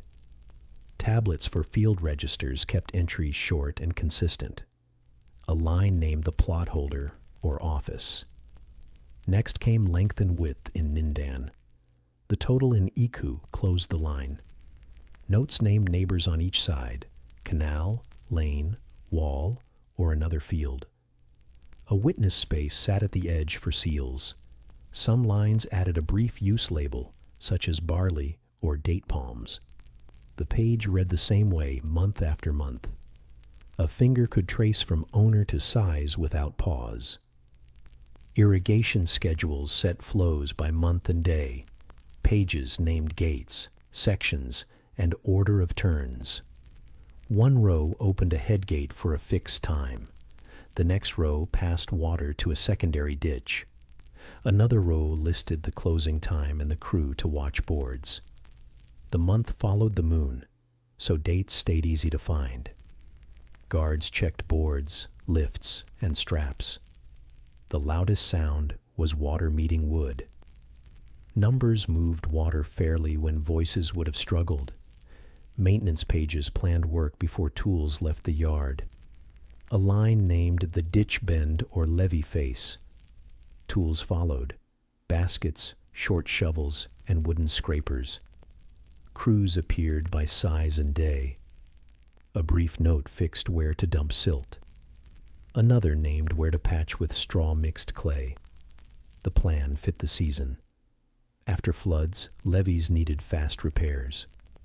Before planting, ditches needed scraping and straightening. Shovel scrapes stayed even. Basket bottoms thumped softly on the bank. Inspection rounds kept the network steady. A steward walked canal edges with a tablet in hand. He checked for seepage lines and fresh burrow holes. He looked for broken boards or loose pegs at gates. He pressed short notes as he moved. A junior followed with stakes and cord to mark trouble. Where banks had sunk, a line ordered extra fill. Where weeds narrowed a ditch, a line ordered a cut. The only extra sounds were reed rustle and shallow splashes. Boundary questions met the rope and the page without heat.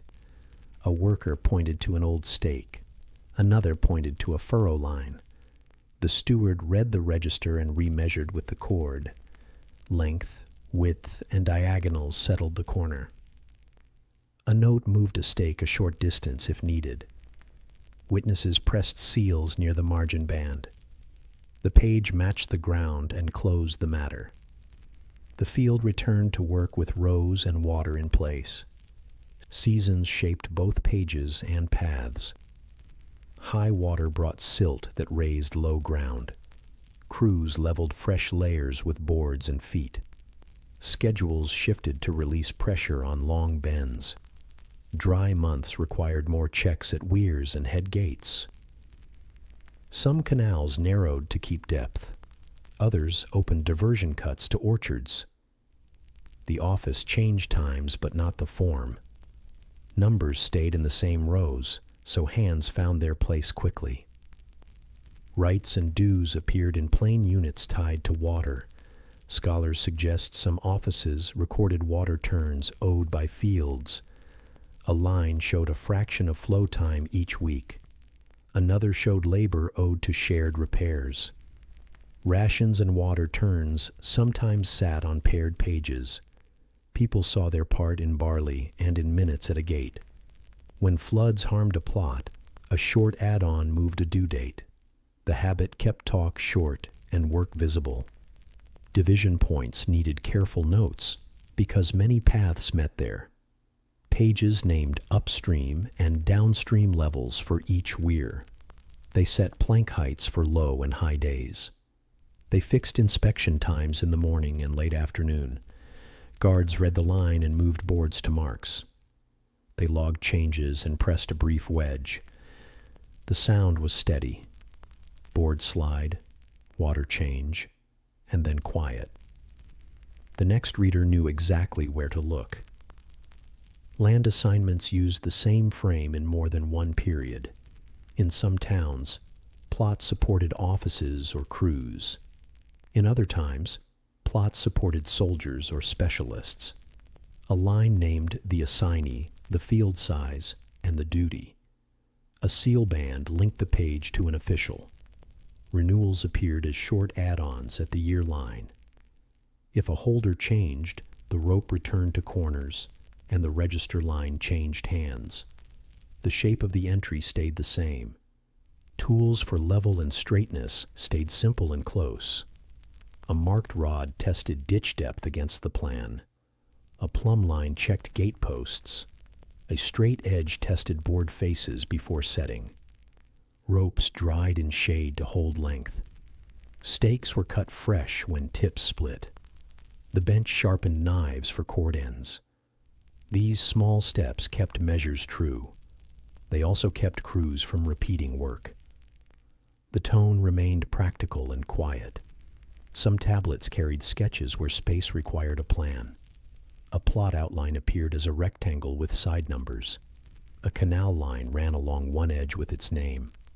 A short bend showed a spillway and a board. Not every office used drawings, but some did near Nipper and Lagash. The sketch sat beside numbers, not instead of them. The reader saw the figure and then read the line. Hands in the field matched both to posts and cords. Storage and recall matched indoor habits. Field registers sat by district in baskets.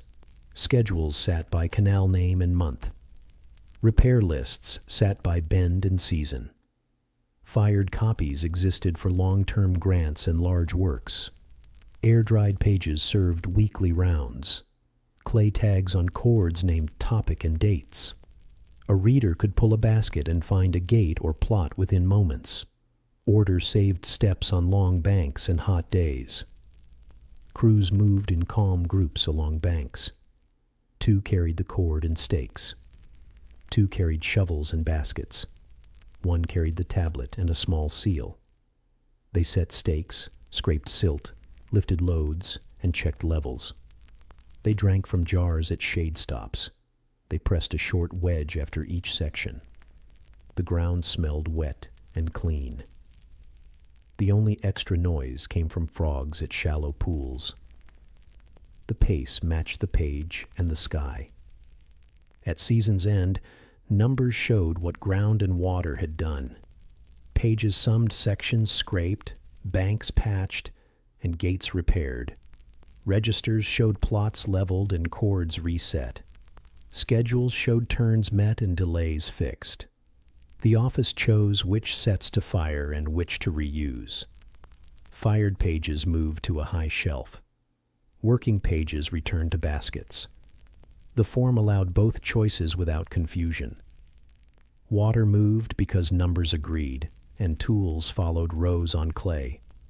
In the 3rd and early 2nd millennia BCE, offices managed gaps between need and supply. A borrower asked for grain before harvest or silver before a sale. A lender weighed metal or measured barley and set a return month.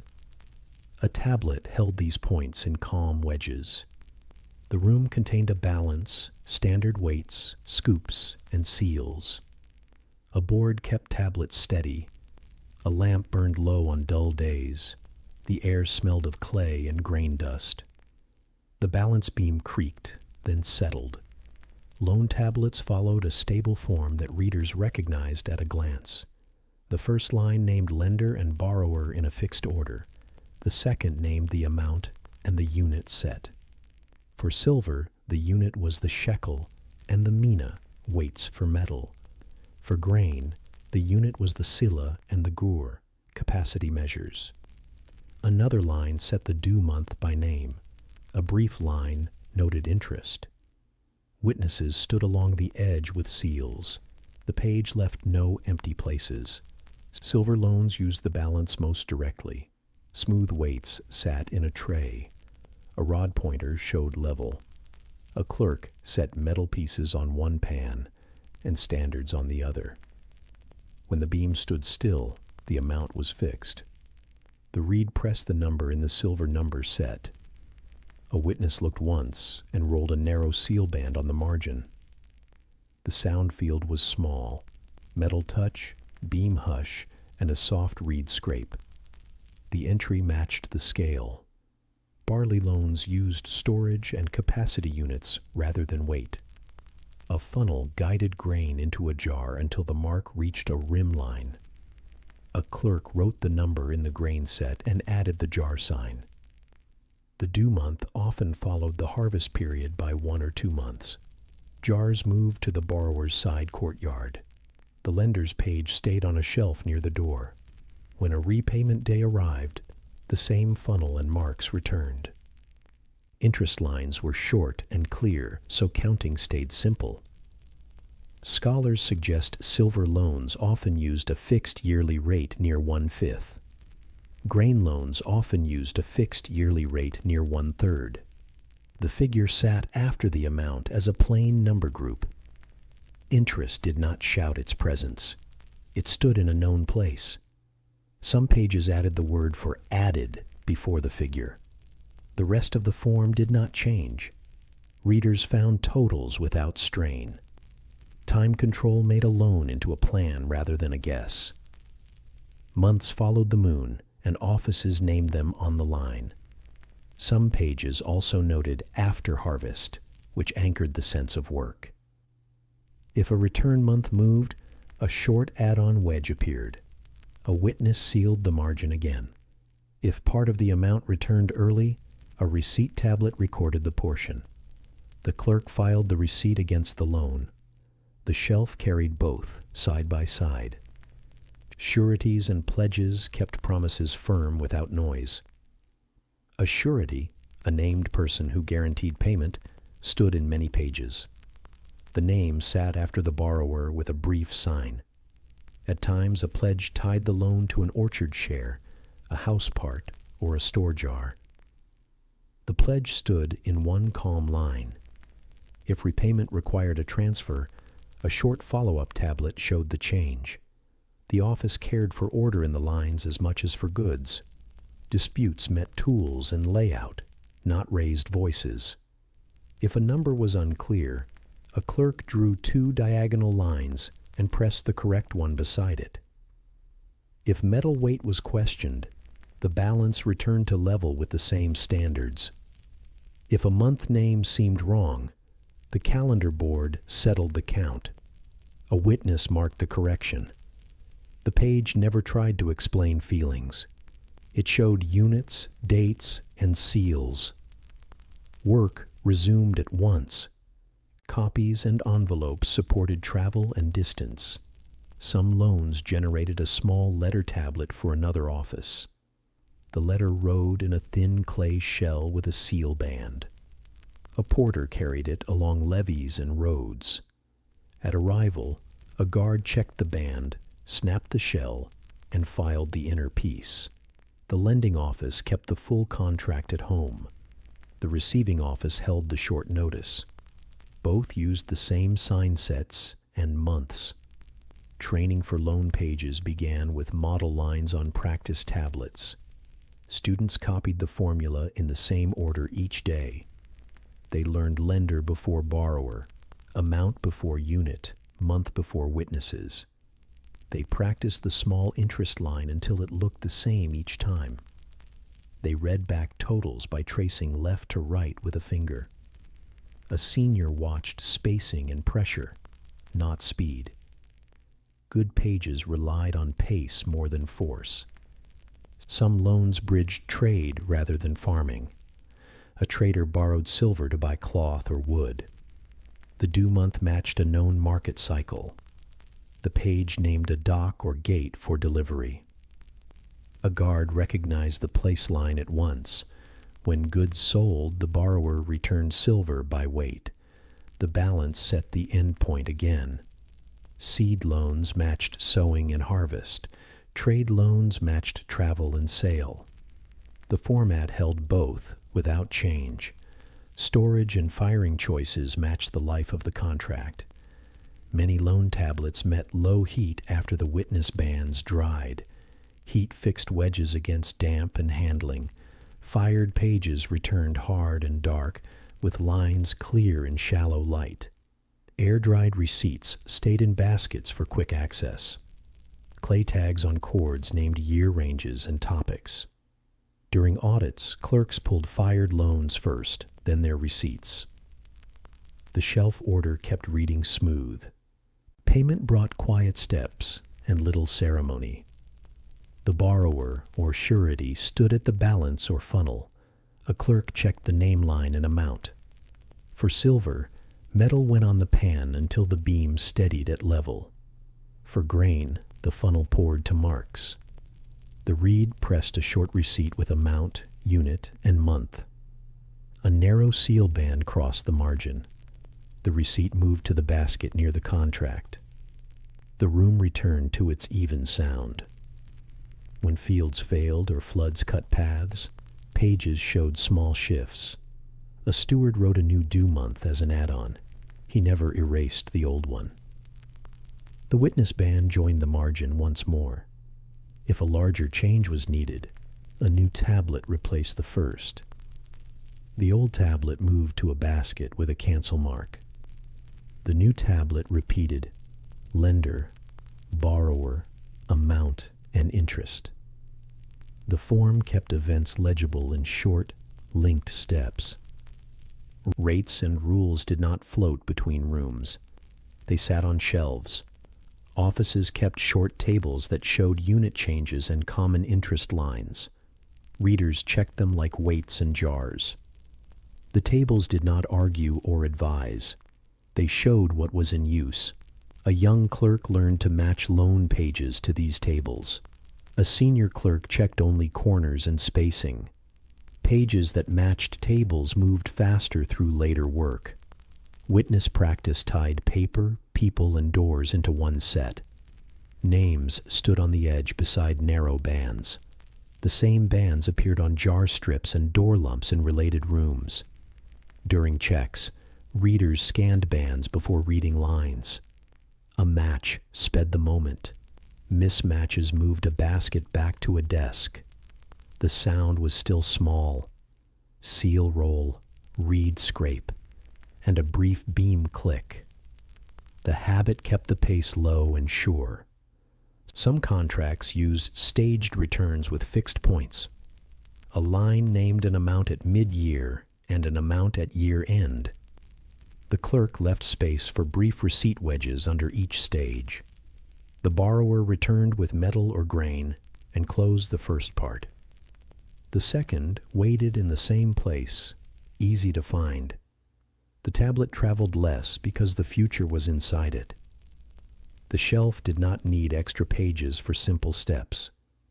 Rewriting into a consolidated page happened at times.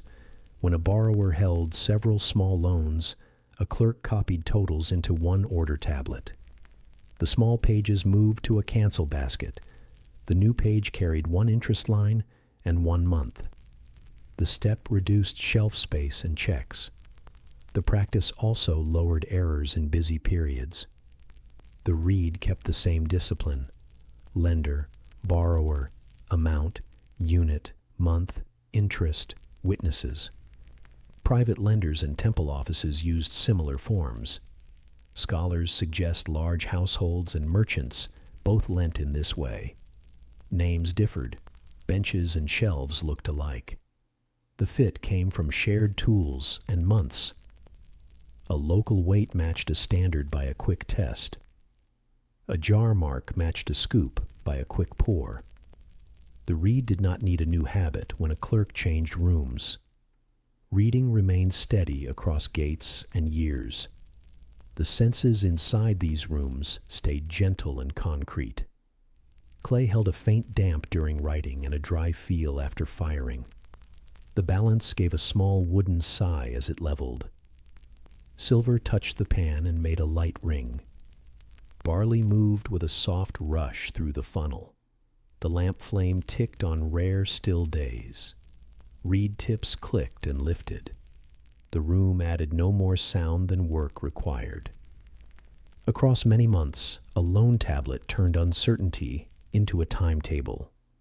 The borrower saw a line that named an amount and a month. The lender saw witnesses who stood beside the text. The office saw units that matched tools within arm's reach. When time moved, the page moved with it by short add-ons. When payment came, a receipt slid beside it. The surface held what voices might lose after a long day. The next reader could begin at the first line and reach the last without effort. Morning work began at the threshold where street met wall. A low gatehouse held a balance, a table, and 2 shelves. Bowls waited for broken ceilings beside the post. A roster tray showed first rolls from office seals. Clay strips lay in a damp cloth for quick use. A tablet board sat level under the shade. The air carried grain dust and a cool clay smell. River hush came through the open lane. Nothing rushed. Steps, checks, and notes followed the same order each day. Porters came by boat or cart and lifted baskets through the gate. Cords crossed basket mouths with tight lumps of clay. A guard looked first at the clay band. He checked the image against the roster tray. If the band matched and was whole, the basket moved to the table. If doubt appeared, the piece went to the checking zone beside the wall. The rule was short: band first, number second, handling last. Small rules kept the lane clear even when traffic grew. A cylinder seal, a small carved stone roller, linked each package to a hand. Its band across damp clay stood for control.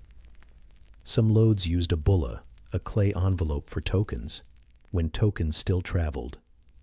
Others used strips across jar stoppers or lumps on door cords. Every form met the same look at the gate. One clean roll, firm edges, no blur. The guard kept the cord tight in one hand and turned the basket for light. The check took moments. Opening produced the first sound of the day's counts. A clerk tapped the ceiling and split it with a small tool. Fragments fell into a bowl by the post. The bowl held proof that openings followed the rules. The basket mouth came free. Barley showed under a cloth. The clerk set a funnel and watched grain slide. On the balance, a beam rocked and found level. The reed pressed a short line on a fresh tablet. Each motion fit the next without talk. Measures at the threshold matched storehouse standards. A silla, a standard cup-like volume, marked scoops. A gur, a large jar-sized volume, named storage totals. Silver and wool met the balance with shekel and mina weights. Oil moved in counted jars with narrow mouths and clean stoppers. Beer moved in cool jars under wet cloth ties. The clerk always chose the right number set for the good. Capacity signs never mixed with weight signs on a line. The page kept the kinds apart. Receipt tablets followed a plain form that anyone trained could read. The first line named sender and receiver. The second named the item and amount in correct units. The third named place and month. A margin band waited for a seal. The last space held a witness mark. Copies were short and exact. A rough gate copy stayed by the table. A fair copy moved to a basket by topic and date. Later, both copies matched and then parted to their shelves. Not every delivery went inward. Some loads left under order lines written inside. Outbound items met the same checks turned around. A requisition tablet named item, amount, and door. The steward marked the door. The jar row stood ready. Strips crossed stoppers, and bands rolled clean. At the gate, the guard read the requisition and the band. The clerk pressed a short issue note. The porter walked into light with the same slow pace as he came. Discrepancies met calm steps that were easy to see. If a band showed a flaw, the basket went to the checking zone. If weight fell short or grain lay damp, the item waited under shade. The clerk drew 2 diagonal lines through the original entry and set a corrected line beside it. A witness band crossed the margin. If the whole package failed, a note sent it back with a new strip. The bowl kept the fragments either way, so the moment had a place. Midday brought a micro-audit that never raised voices. A second clerk read the morning lines in a low tone. He touched each bowl of fragments with a finger and counted pieces. He looked at jar rows against issue lines. He watched balance pointers and tested a few weights.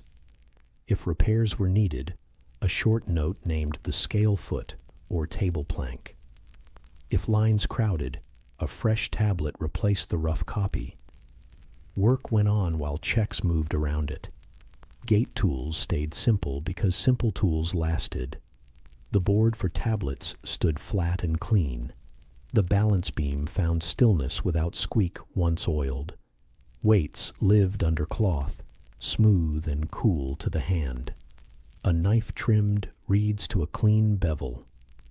Clay strips rested in a damp cloth so bands did not crumble. Bowls for fragments never left the post. The guard wiped the table between loads. The clerk wiped the stylus edge after every row. Travel letters crossed gates with the same habits of proof.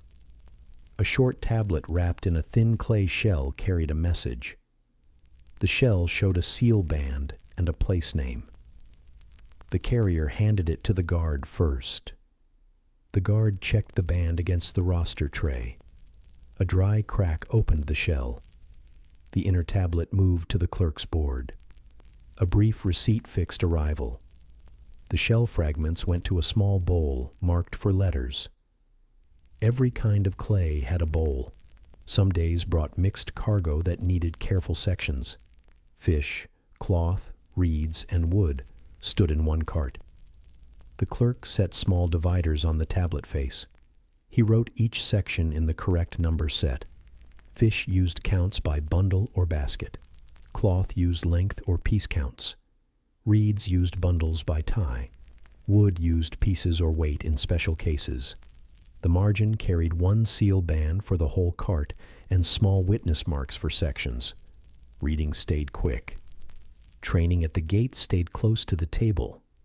New hands learned band first until it felt automatic. They learned to choose the right number set without pause.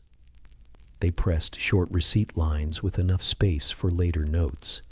They kept bowls close to hands and never mixed their contents. They copied fair pages in the shade after the rush. When they held spacing during back-to-back carts, they moved from copying to lines.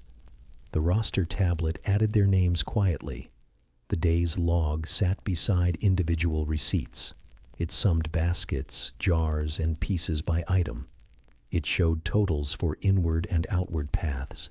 It named repairs made at the scale or door. It named weights tested and strips replaced.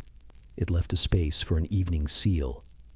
The steward checked the log at dusk and rolled a band across the margin. The log did not retell the day. It set the day's shape in numbers that were easy to scan later. Seal fragments and bowls formed a second memory that matched pages. Morning bowls held fresh, damp clay bits. Afternoon bowls held dry, pale pieces.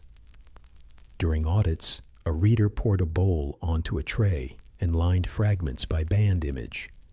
He matched sequence to receipt rows. If a piece was missing, he read the line and looked at the jar. The second memory kept the first memory honest.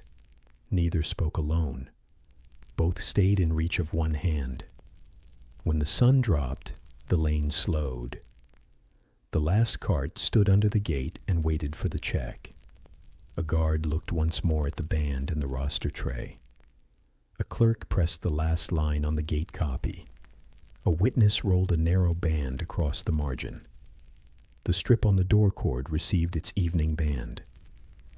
Bowls moved to a shelf. The board moved to a hook. The balance beam rested level against the post in the dim light. Inside, shelves received the day's fair copies. Pages cooled on racks and turned from dark to pale. Air moved softly around them. Fired items from earlier weeks sat on higher rows. Air-dried items from today stayed low for quick reach. Baskets held topics in order: grain, beer, oil, cloth, fish, reeds, wood. Clay tags on cords named month and door. A junior turned each tag outward. The room kept the same look as last week. Some receipts returned to the storerooms as pointers. A page for oil at the gate matched a page at the jar row. A page for barley matched a ration page for tomorrow. A letter shell could match a loan tablet in a nearby room. Short clay lives met long clay lives on the same shelf. The match made finding easy the next day. Hands did not hunt for forms. Hands reached and began to read. The night watch crossed seal bands on cords at doors. He looked at strips for clean edges and no crumble. He pressed small night marks on a tiny label beside the band. He stepped past the bowls on the gate shelf and counted 3. He touched fired pages on the high row with one finger to feel the cool. The lamp burned low near the post. The river hush came and went. The gate sat quiet under its band. Across these steps, deliveries and receipts turned movement into order. Seals tied baskets to hands. The balance and scoop tied entries to things. Bowls tied openings to time. Short lines tied places and months to doorways. When the day ran hard, the order did not change. When the day ran light, the order did not change. Stacks cooled on shelves while the lane emptied. The clay held what had crossed the gate and waited, ready for morning checks. In southern Mesopotamia, months began with the first visible crescent. Watchers stood on flat roofs and faced the western sky. They looked above a low horizon after sunset and waited. When the thin light appeared, the new month started. If clouds hid the sky, the next clear evening decided the count. A runner carried the word to offices near courts and gates. A clerk pressed the month name on boards for the week. Lamps burned low beside the board while lists were copied. Month names varied by town and period, but the rule stayed steady. A named month guided fields, rations, loans, and repairs. Clerks placed the month line near the top of a page. Below it, entries followed a known order by topic. Readers put a finger on the month and then traced right. Workers learned which part of the month held issues or checks. The moon fixed the frame. The tablet carried the frame into rooms of clay and wood. Most months held 29 or 30 days. The count matched the moon's cycle and stayed close to that range. Clerks marked days with a simple number at the edge. Some days carried notes for markets, audits, or rations. Offices avoided heavy tasks on days set aside for rest or offerings. The layout did not change often, which made reading easy. A page from last year looked like a page from this year. The pace of work stayed even. Seasons needed the calendar to match fields, not drift away. Scholars suggest extra months were added when dates slid from harvest. This was intercalation, adding a spare month to realign seasons. A short notice tablet named the added month and its place. Copy lists spread the notice to storehouses and gates.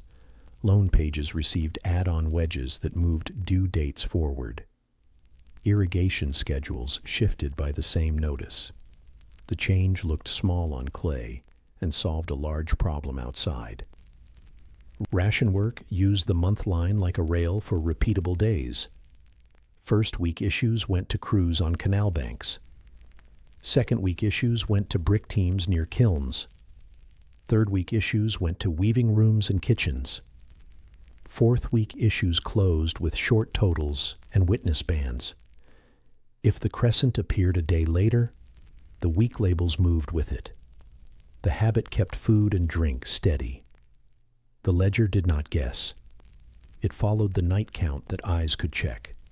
Loan pages tied obligation to months with spare wording. A silver loan named an amount, an interest line, and a month. A grain loan named jar counts and a month after harvest. If floods delayed paths, a clerk added one calm wedge with the new month. Witnesses sealed the margin and left.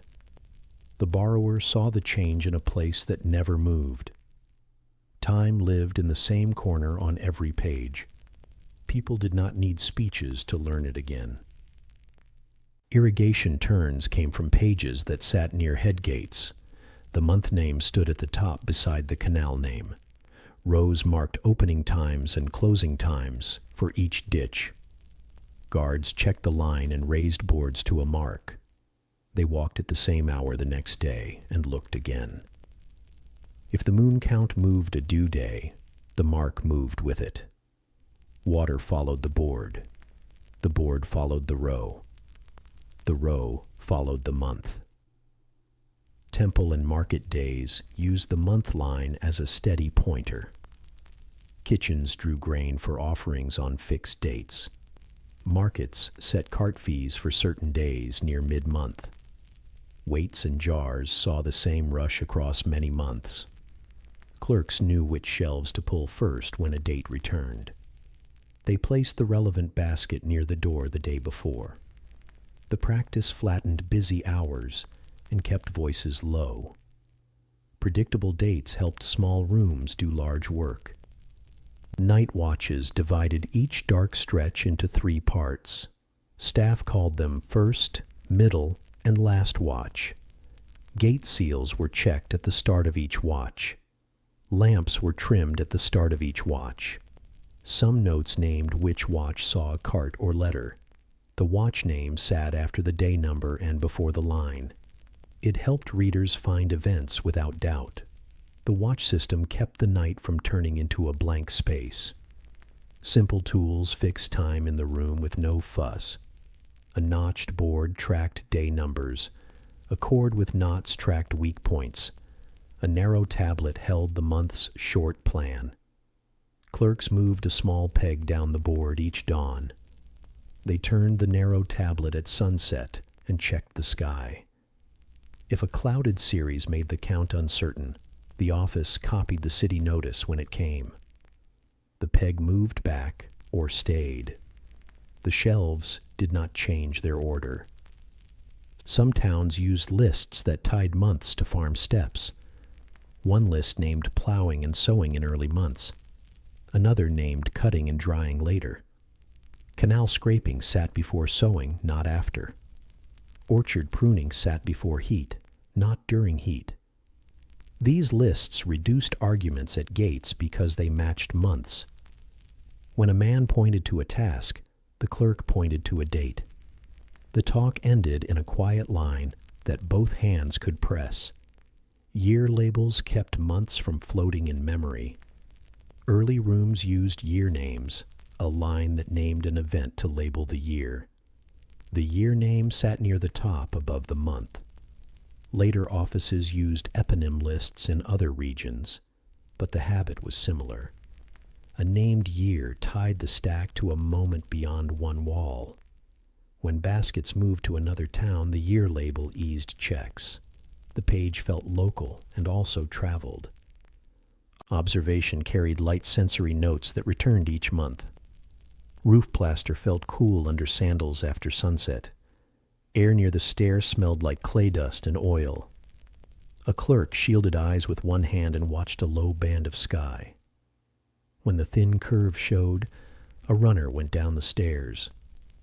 A reed pressed a short line in a small tablet by lamplight. The next day, copies spread through offices and yards. The act was small and clear. Disputes about dates met fixed boards and known steps.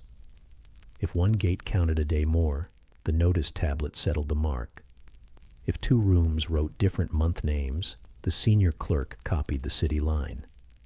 Corrections used diagonal strokes and a brief seal band. Receipts shifted on the shelf beside their parent pages. A second clerk read the adjusted line the next morning. The process took moments. People returned to measuring and carrying. Star notes appeared on some tablets beside month lines. Scholars suggest rising stars served as checks during certain seasons. A short sign named "A Bright Star Near Dawn." The note helped roof watchers confirm the count after cloudy weeks. The sign did not replace the moon. It supported the moon when weather hid the sky. The clerk copied the sign at the margin. The watch team looked at dawn and recorded a brief scene. Kitchens, kilns, and crews kept their own month marks in small ways. Kitchens boiled grain on fixed days for lists of visitors. Kilns fired archive copies near month's end. Canal crews met on the 5th day after the crescent when water ran lower. A porter learned those points and walked without asking. The month line on clay matched the habit in feet. Work began on time. Work ended on time. Lines and steps agreed. Storage used month order to keep baskets readable. Baskets for months stood left to right on a lower shelf. Baskets for years stood on higher rows. A tag named the month and topic on each cord. During audits, clerks pulled a year and then pulled a month. They did not sort mixed pages at the table. The shelf did that work each day. Fired pages for year records stayed one row higher than air-dried pages for weeks. Travel between towns required matched month names. Boats carried copies of notices along canals. Cart drivers carried narrow tablets in pouches. Gate guards compared the local board with the visitor's tablet. If the names matched, the guard wrote "Agreed" on a strip. If not, he paused and waited for the city notice. The pause protected due dates and rations from drifting. A day's delay at a gate was cheaper than a month's confusion later. Calendars touched pay as well as plans. Ration tablets named monthly cycles beside team lines. Oil draws for lamps appeared at fixed mid-month points. Cloth issues for workers appeared before longer trips. The page kept these items from piling up on one day. It spread them to known dates that stayed clear. When a new worker joined, the clerk pointed to the line and the mark. The person saw when to return without more talk. At month end, rooms closed the stack with short totals. A clerk pressed a final line on the month log. Ration pages received closing numbers and a witness band. Loan pages received a small mark or a receipt add-on. Repair lists received check wedges for finished bends. The narrow month tablet turned and waited for the next crescent. Lamps dimmed. Boards leaned against walls. The sky outside moved on in the same order. Across these habits, months followed the moon, and work followed the month. A clerk pressed a soft line of wedges that matched the night count. A guard read the same names in the same places each week. A porter learned turns and days by how shelves looked. When clouds hid the sky, a notice tablet kept the path straight. When the crescent returned, the peg moved, and pages moved with it. The room stayed steady, because the month stayed steady. In the 3rd and early 2nd millennia BCE, names filled many clay pages. Tablets in towns like Ur, Uruk, and Nippur carried quiet lists. Each line held a person, a house, and a clear roll. A clerk pressed these lines with calm hands and a trimmed reed. The room smelled of clay and lamp oil. A balance waited near the wall. A cylinder seal lay by a narrow strip of damp clay. Identity moved through these rooms as short signs in steady order. Personal entries followed a plain sequence that readers learned early. First came the name in known signs. Next came the patronymic, a child of naming for the father. A short mark sometimes showed the quarter or lane. A profession sign followed when needed for work pages. The line ended with space for a witness band. The reed left a dry scrape across leather-hard clay. The form made a person visible to rooms beyond the doorway.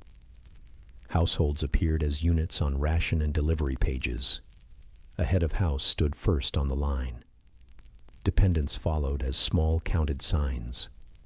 Older relatives sometimes stood with their own marks. Children received smaller barley shares in round measures. Oil lines appeared for lamps during longer dark.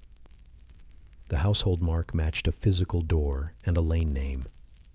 Clerks pointed from page to doorway during issue. The space stayed quiet while scoops and jars matched lines. House registers fixed walls and neighbors in short, repeatable terms. A sale tablet named seller, buyer, and price in silver by weight. It listed the house length and width in Nindan units. It named neighbors on each side, lane, wall, or another house. A seal band crossed the margin for both parties and witnesses. A second page recorded the transfer for the district shelf. The house did not move, but its line did. The shelf carried that change for later checks.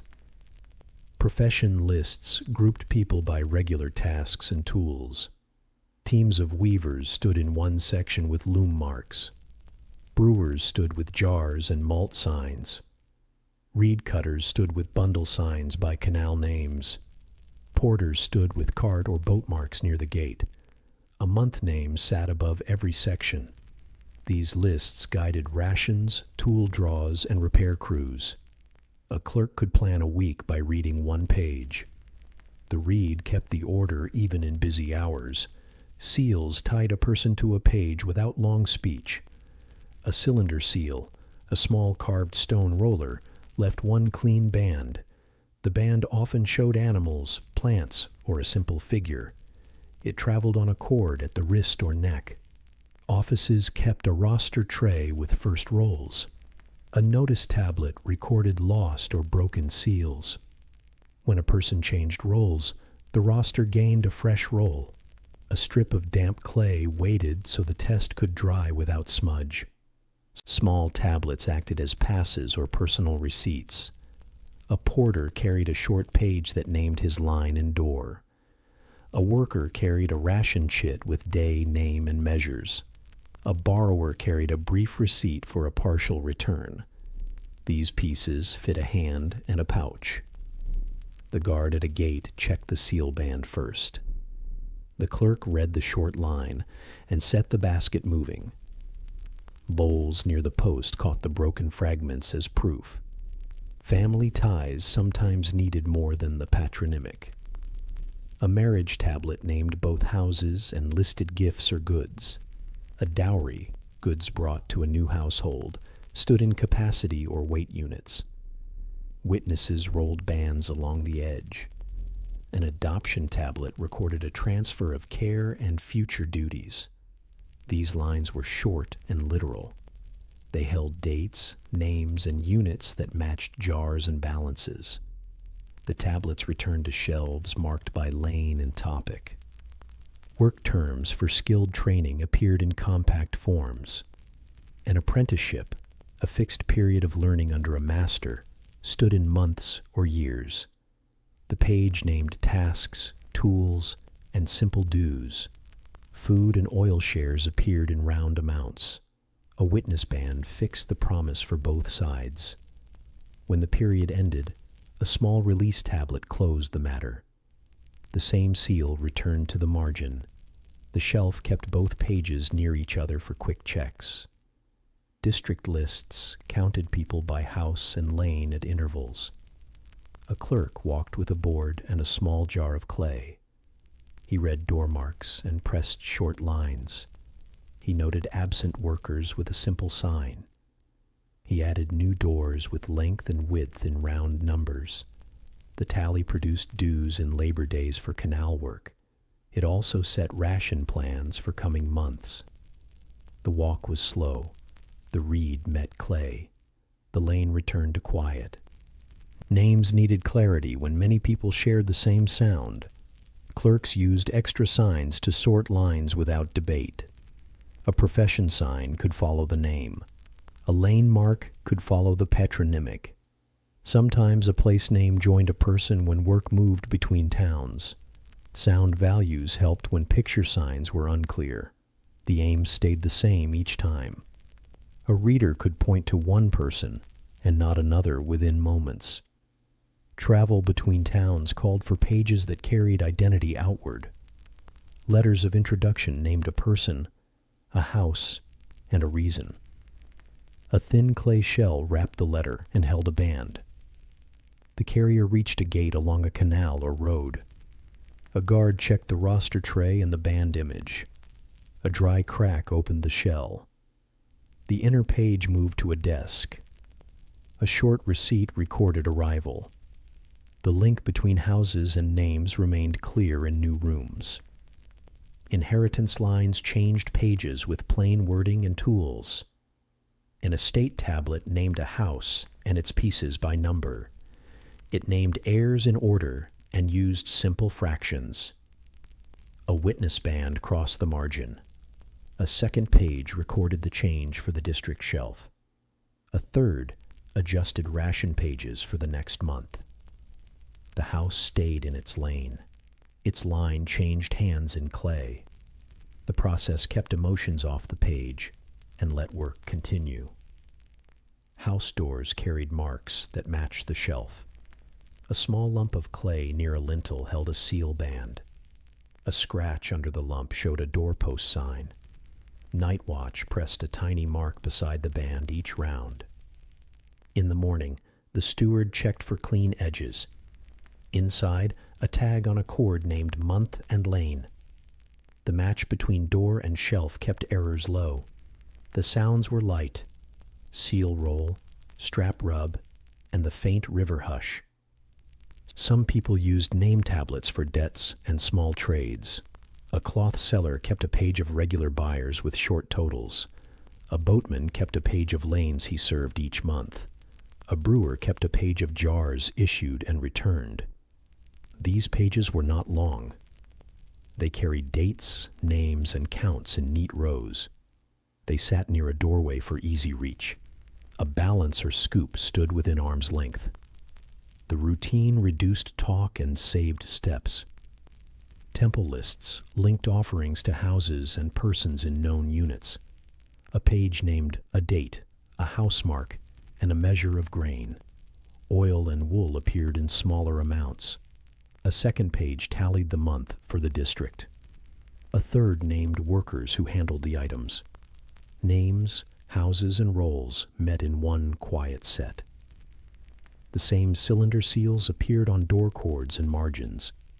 The chain of proof ran from street to shelf without pause. Lost doors, moves, and name changes stayed legible in calm steps. A moved tablet named the old lane and the new lane. It repeated the house marks and door measures. Ration pages copied the shift for the next issue day. Loan pages copied new door lines for later checks. The old page received a cancel mark and moved to a basket. The new page joined the month row. The form did the work, not raised voices. Courtyard notices listed workers on duty for the week. The board showed names in rows by task. Guards read the board before gate checks. Porters read it before cart calls. Cooks read it before draws from jars. The board's rows matched the signs on ration and delivery pages. A person's day moved from board to bench to door without confusion. The match between wood and clay kept time and people aligned. Across these rooms, personal identity stayed practical and near at hand. A name stood with a patronymic and a landmark. A house stood with length, width, and neighbors. A roll stood with tools and units in common use. Seals tied each to a hand at the margin. Witnesses stood beside the text in narrow bands. The small tablet carried many daily details. It carried them far enough for gates, shelves, and weeks to agree. In the 3rd and early 2nd millennia, BCE, offices used clay for letters. A letter began as a small tablet that fit the hand. It carried a sender's name, a recipient, a place line, and a short message. The writing sat in neat rows with even wedges. A date by month fixed time near the top. The tablet dried in air until firm. Nearby, a thin slab of fresh clay waited to become a cover. The tools were simple: board, reed, water bowl, and seal. Scribes shaped the inner tablet with care before any cover. Faces were smoothed with damp fingers. Corners were rounded, so clay did not catch during wrapping. The message used short sections that offices knew well. One section named the subject: grain, tools, people, or dates. Another section named the action: send, receive, repair, or check. The last lines noted witnesses or carriers. The tablet held enough to guide work without long words. It dried to leather-hard quiet. The cover formed a sealed jacket around the message. A thin sheet of clay lay across one face, then another. Edges met and were smoothed with wet fingers. A slit sometimes took a cord that tied around the inner piece. The cord was set under the cover and held the shape. A clerk rolled a cylinder seal, a small carved stone roller, along the seam. The band crossed every join so breaks could be seen. The cover then dried beside the window. Addresses lived on the outside because doors stood far apart. The outer face carried sender and recipient again in short lines. A place name and a gate or lane mark followed. Some covers added a docket, a brief summary line for fast sorting. These few signs helped at every step: packing, travel, gates, and shelves. A reader did not need to open the letter to route it. The sealed band and the docket kept hands from guessing. Carriers knew paths on land and water. Some walked by levees with the letter in a pouch. Some rode with carts behind oxen on dry roads. Others went by boat along canals where movement was smooth. Speeds matched walking or the slow pace of a cart. Rest points sat under shade near water. A guard at each gate knew the look of a letter shell. Words moved as quickly as a person moved and still arrived in one piece. Gates followed a short routine when a carrier reached a wall. A guard compared the seal band to the roster tray. The image had to match, and the edges had to be firm. If both were true, the cover met a small tool. A dry crack ran across the seam. Fragments fell into a bowl marked for letters. The inner tablet slid into a clerk's hand. The outer cover went to a shelf with a clay tag that named date and sender. Reading took place at a board in open shade. The clerk traced the month line, then the sender, then the place. He read the subject and the request. He pressed a short receipt that named gate, day, and watch. If a copy was needed, he made a fair duplicate with steady wedges. The message then moved to the right shelf: courtyards, fields, rations, loans, or repairs. The room stayed quiet. Reed tips scraped. A balance beam creaked once and rested again. Replies followed the same form and tools. A scribe shaped a small tablet and wrote clear lines. He named the original sender and the new date. He answered the request with short instructions. He wrapped the tablet in a thin cover and rolled the seal. A docket on the outside repeated sender and recipient. The carrier took the pouch and set out by path or canal. Outbound letters met the same checks at the sending gate. Weather asked for small changes to keep shells sound. In dry months, covers dried quickly and kept edges well. In damp months, offices set letters near mild warmth and away from drafts. Carriers tucked shells into cloth and kept them high in a pouch. If rain came, they waited under eaves rather than risk soft clay. Most letters stayed air-dried. Letters that later endured building fires hardened by accident and survived for us to see. Types of letters match steady office work. Storehouses sent delivery notices and ration changes. Field offices sent canal schedules and repair calls. Loan rooms sent due date reminders and receipt lines. Temple kitchens sent draw requests for grain and oil. Private traders sent short notes about cloth, wood, or silver. The form did not change much from topic to topic. Units, dates, and doors kept their places. Seals stayed near margins for quick checks. Some towns kept organized message rooms. A desk faced baskets labeled by place or topic. One basket held letters for canals. Another held letters for rations. A third held letters for loans. Clay tags named month and range on cords. A clerk placed new shells in the right basket without opening. A carrier came by at set hours and took a small group for a route. The room smelled faintly of clay and oil. The air felt cool near the door. Security stayed plain and strong. The seal band crossed seams, and sometimes crossed a scratch under the clay. A forged cover could not copy the scratch. Some shells bore partial witness bands at edges. The cover often showed nail marks near the band, which revealed smoothing attempts. Gates looked for those marks first. If a shell arrived with damage, the letter moved to a checking table. A note recorded the state before opening. Fragments then joined the bowl. Inside offices, letters linked shelves without noise. A page about barley deliveries matched a ration page for a team. A page about a canal bend matched a repair list for a crew. A loan notice matched a loan tablet and a receipt. Clerks placed letters beside related tablets while work moved. When tasks ended, letters slid behind tags on a month shelf. The cover remained on a nearby string with a small hole. The match kept memory visible. Training taught both writing and routing. Students practiced small tablets with model lines. They learned to keep names and places in fixed order. They drilled docket lines until the outside looked clean and short. They learned the right pressure for covers so bands stayed clear. They walked with senior carriers to learn lanes, gates, and hours. When they could route by docket without opening, they took baskets alone. The roster tablet added their names in quiet strokes. Couriers knew house signs as well as city gates.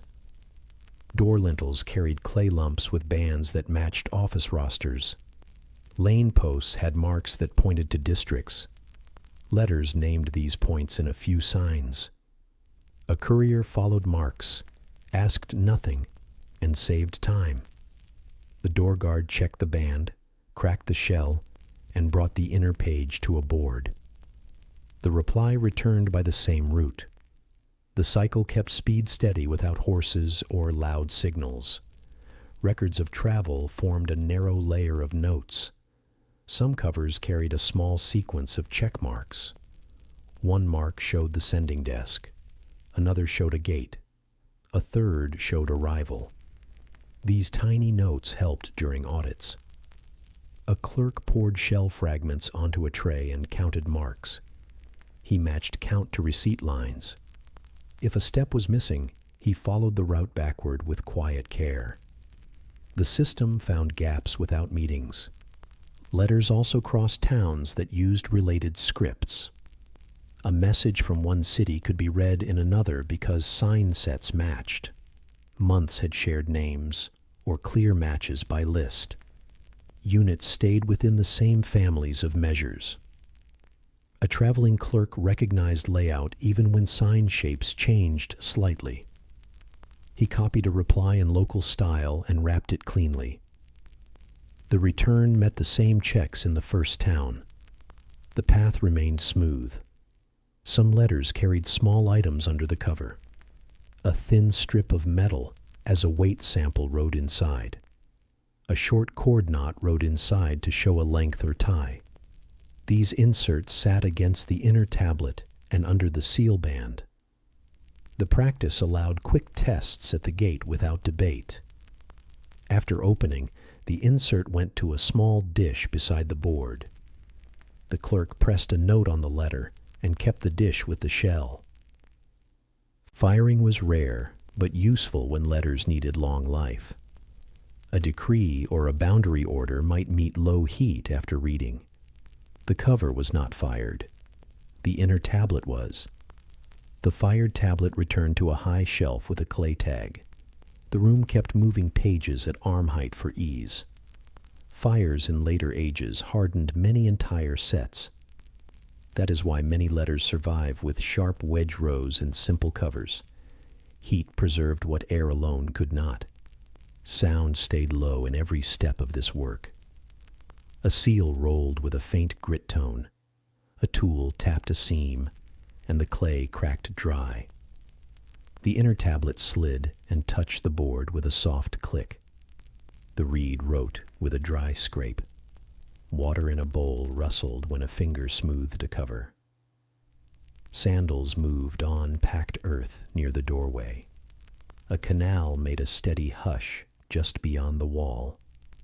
The message sat still while the room stayed calm. Across these rooms and paths, letters on clay made distance manageable. The inner page held names, places, dates, and clear requests.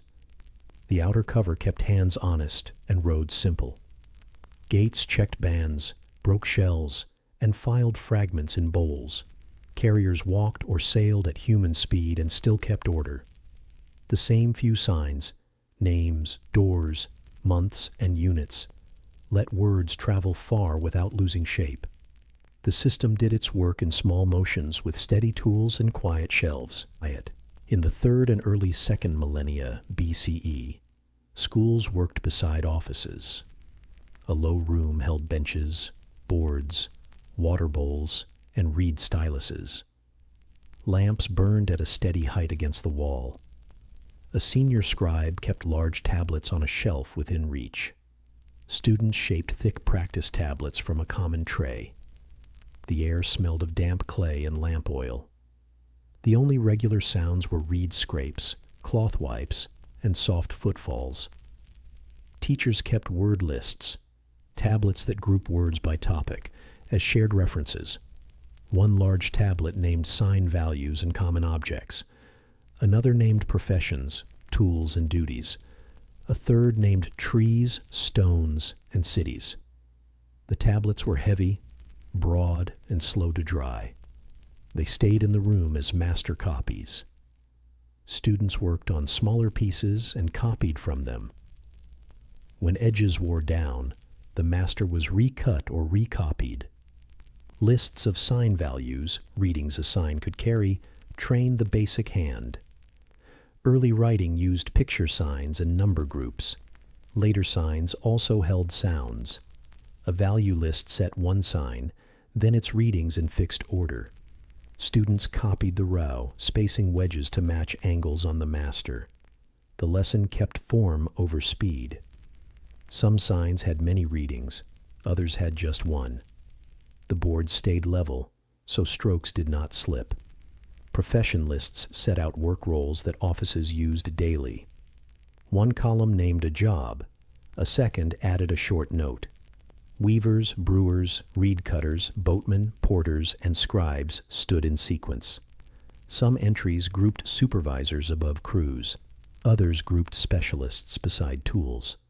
Students copied each line without extra marks. Later, those lines matched ration, delivery, and repair pages. The same words appeared in storerooms and at gates. Tree lists used near and far woods known to workshops. Entries named date palm, tamarisk, and willow. Some lists added cedar and juniper for beams and roofs. A brief note could add typical uses or regions. Carpenters and boat builders recognized those lines outside the classroom. The room held a faint resin smell when wood shavings came inside. Students pressed straight wedges while hearing low saw sounds from a court. Stone lists named materials for weights, seals, beads, and inlay. Soft stones like limestone and gypsum appeared early. Hard stones like diorite and hematite followed in later lines. Bright stones, such as lapis and carnelian, stood in separate groups. Students copied names and learned which stones kept edges in drills. Seal cutters used that knowledge at narrow benches. The list kept short words that matched tools in reach. City lists supported travel, trade, and shared writing habits. One column named nearby towns, another named distant routes. Ur, Uruk, Nippur, and Lagash appeared often in early sets. Farther entries named places reached by carts or boats. A route note sometimes followed a name. Students learned to write place signs clearly and in known order. Letters and receipts later used the same lines. Gates read them fast because forms did not change. Measure and number lists tied words to fixed amounts. One panel set sila and gur for capacity. Another set shekel and mina for weight. Short tables showed step changes between units. Students copied conversions in both directions until hands remembered. The room kept a reference jar and smooth weights for checks. A balance creaked and settled. The reed pressed totals in even groups. Reading later moved easily across store tables. Sound training stayed simple and repeatable. Teachers used series that advanced by small changes. A rao might teach 3 related syllables in sequence. Students copied the rao several times with even pressure. If spacing drifted, the teacher turned the board and lines steadied. The goal was uniform joints and legible angles. When lists added new sounds, teachers defined the point once, then returned to copying. The room stayed quiet. Some rooms kept bilingual lists, 2-column tablets with matching terms. One side held Sumerian terms. The other held Akkadian terms. The match helped readers move between speech in markets and signs on pages. Students learned to keep columns straight and margins clean. The teacher checked that pairs were aligned across the tablet. Later, a clerk from one town could read a page in another. The lists made that step easier. Large reference tablets used formats that aided memory and storage. Headings stood on the upper edge with topic and sequence number. Each tablet ended with a short catch line, first words of the next tablet. Catch lines helped return a set to order after use. Clay tags tied to baskets repeated those headings. A reader pulled a basket, checked tags, and reached the right panel. The shelf did much of the sorting work. Copying had stages that matched skill and load. Beginners pressed single wedges in columns to learn angle and depth. They then copied short value rows from the sign list. Intermediates copied profession and tree lists with steady spacing. Advanced students copied city and measure sets, then made clean, fair copies. When a fair copy matched the master, it replaced an old practice sheet. Waste returned to the tray for kneading and reuse. Teachers examined more than spelling. They watched layout and join strength. A good page had straight lines, even margins, and unchipped corners. Wedges shared the same entry depth across a row. The reed left light relief without tearing clay. Edges were trimmed and smoothed. When faults appeared, a damp cloth set the face for one area. The student pressed the line again with slower hands. Corrections remained visible, but tidy.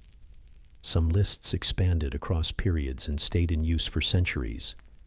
Scholars suggest early sign lists from the late 4th millennium set patterns. Later rooms in the Old Babylonian period copied longer series with added entries. The practice did not erase the old habit. It stretched it. Students still began with basic signs, professions, and trees. They advanced to larger sets, once rows, looked settled. Master tablets changed slowly on the shelf. Walls in schoolrooms held tools that matched the lists. A straight edge rested near the board. A plumb line checked tablet frames. A reference jar tested capacity units and measure sets. Smooth weights sat in a tray for number tables. A seal roller lived beside a damp strip for practice bands.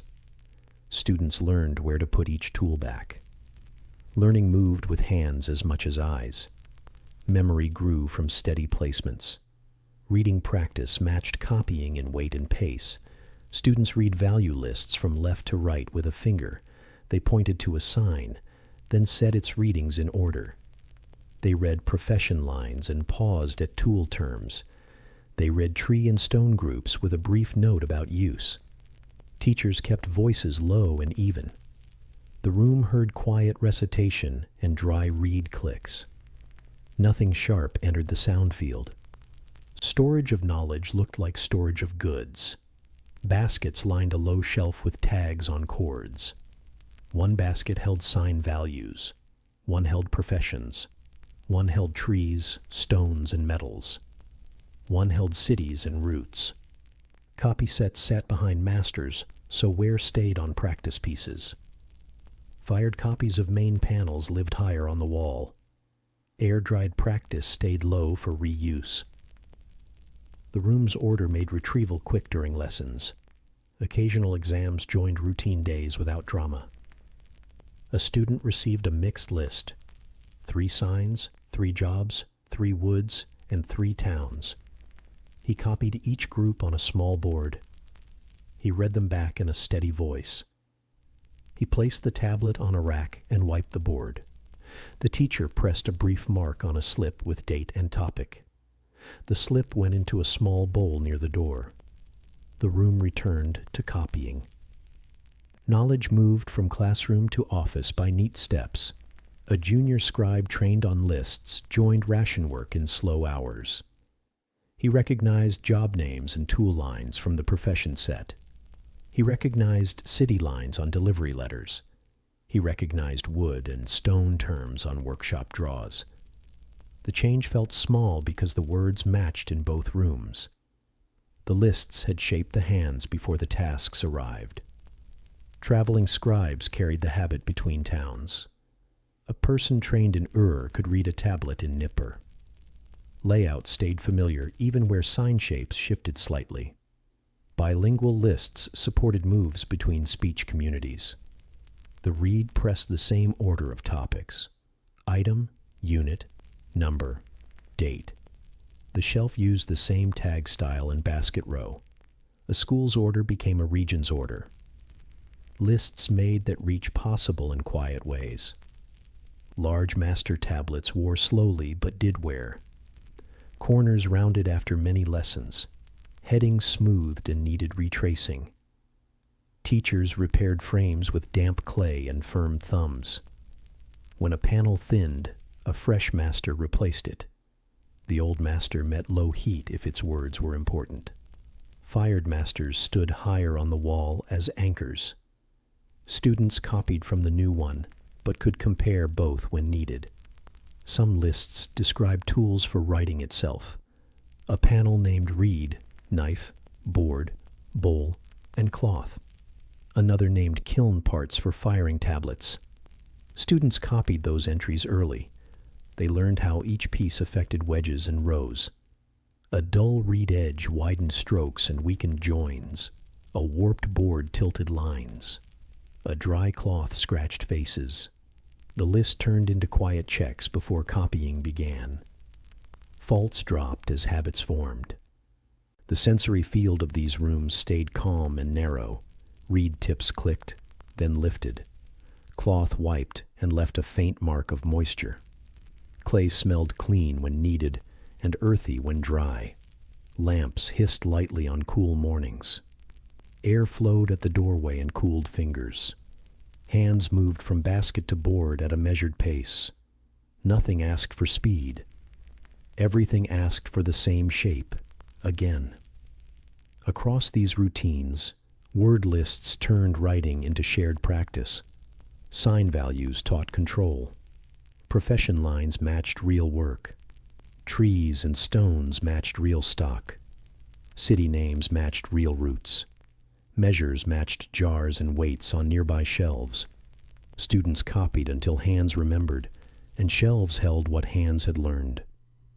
Knowledge stacked in baskets, quiet and reachable, ready for the next row of wedges. In the 3rd and early 2nd millennia BCE, archives stood near busy courts.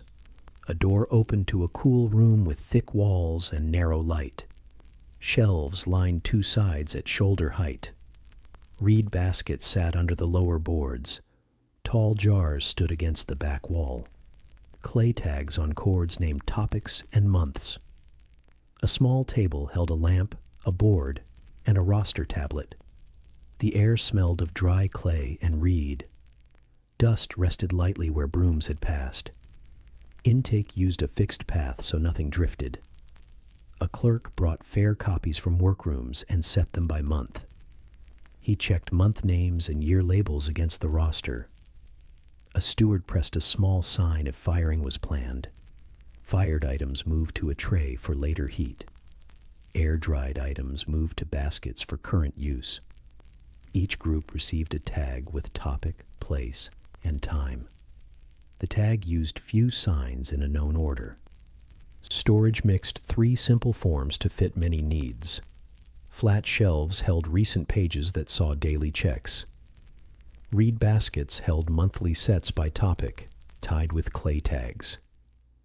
Tablet jars, ceramic jars for upright tablets, protected long rolls of receipts and letters. Jars had narrow mouths and cloth covers against dust. A thin layer of sand leveled jar bottoms. Quiet air moved through the room. The only sounds were lamp hiss and soft steps. Heat decided which memories lasted longer. Offices air-dried most working pages for easy reuse.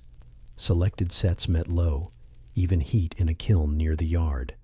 Fired pages resisted damp and pressure, and wedges stayed sharp.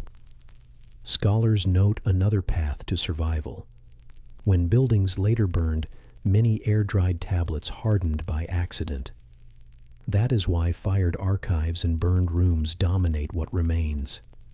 Chance, as much as plan, set today's view. Labels kept stacks, legible at a glance. A short colophon, a closing line that names source and date, sat at the end of many tablets. Some pages carried a docket on the edge for quick sorting. Shelf tags named topic and range on one line. Year names labeled baskets in periods that used that system. Old Babylonian rooms often added month boards above shelves. A reader matched board, tag, and page in a few calm motions. Rolls inside the archive stayed clear.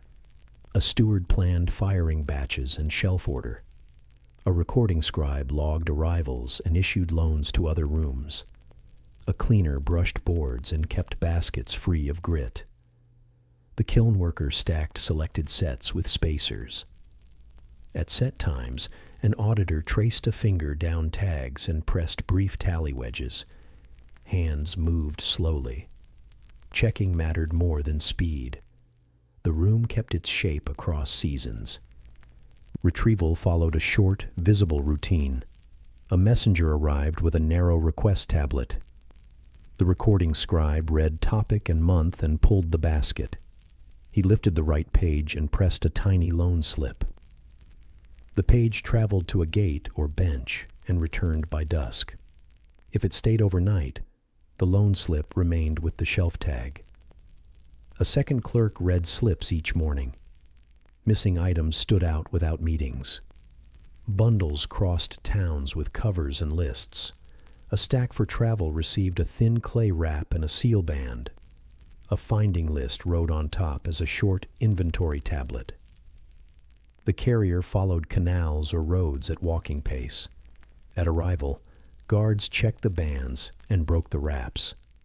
The receiving room read the top list and counted pieces. Fragments from the covers went into a bowl marked for travel. The stack then joined local shelves by topic. Preservation used plain methods that cost little. Shelves stood off damp floors. Jars stood with small gaps for air. Baskets faced outward so tags were easy to see. Staff turned baskets lightly each month to shake dust. A cloth cover lay over fired sets during the dry season. Broken corners received smoothing rather than discard. Pages with deep cracks soaked and returned to the kneading tray. Heat and reuse met where it saved effort. Different institutions kept similar rooms with small changes. Temple archives held rations, deliveries, and offerings by month. Palace rooms held labor rosters, orders, and letters from other towns. Private houses kept sales, loans, and small business notes. Nippur and Ur showed many such rooms in later finds. The strength was shared habits, tags, shelves, jars, and month boards. Reading moved easily between doors because forms matched. Reorganization kept stacks readable as years grew. A steward copied worn pages into fresh clay and fired the copies. Obsolete working pages returned to the tray as needed mass. Fired masters moved higher on walls. New baskets took old tag names so hands did not relearn paths. A small roster tablet recorded each change in one line. The record of the stack traveled with the stack. The room stayed simple while memory thickened. Finding aids appeared as short tools that guided hands. A narrow finding list named shelves by wall and height. Some rooms pressed a small plan showing rows as rectangles. Others used notch marks cut into shelf boards to count positions. The same numbers sat on tags. A clerk learned the code in an afternoon. Months of searching fell away. A finger rested on the right tag without trial. Audits arrived on a fixed day near month's end. 2 clerks pulled baskets in order and checked tallies. A third clerk counted cover fragments in letter bowls. A short audit tablet received totals and faults. Faults met simple repairs: a new tag, a fresh copy, a changed shelf. The steward rolled a narrow seal band across the margin when the count matched. The room returned to its base pace. Lamplight stayed low and steady. The sensory field stayed narrow and calm all day. Reed tips clicked, then lifted. Cloth wiped boards and left faint damp tracks. Fired tablets felt cool and hard to the touch. Air-dried tablets felt dry and slightly rough. Reed baskets gave a soft rustle when moved.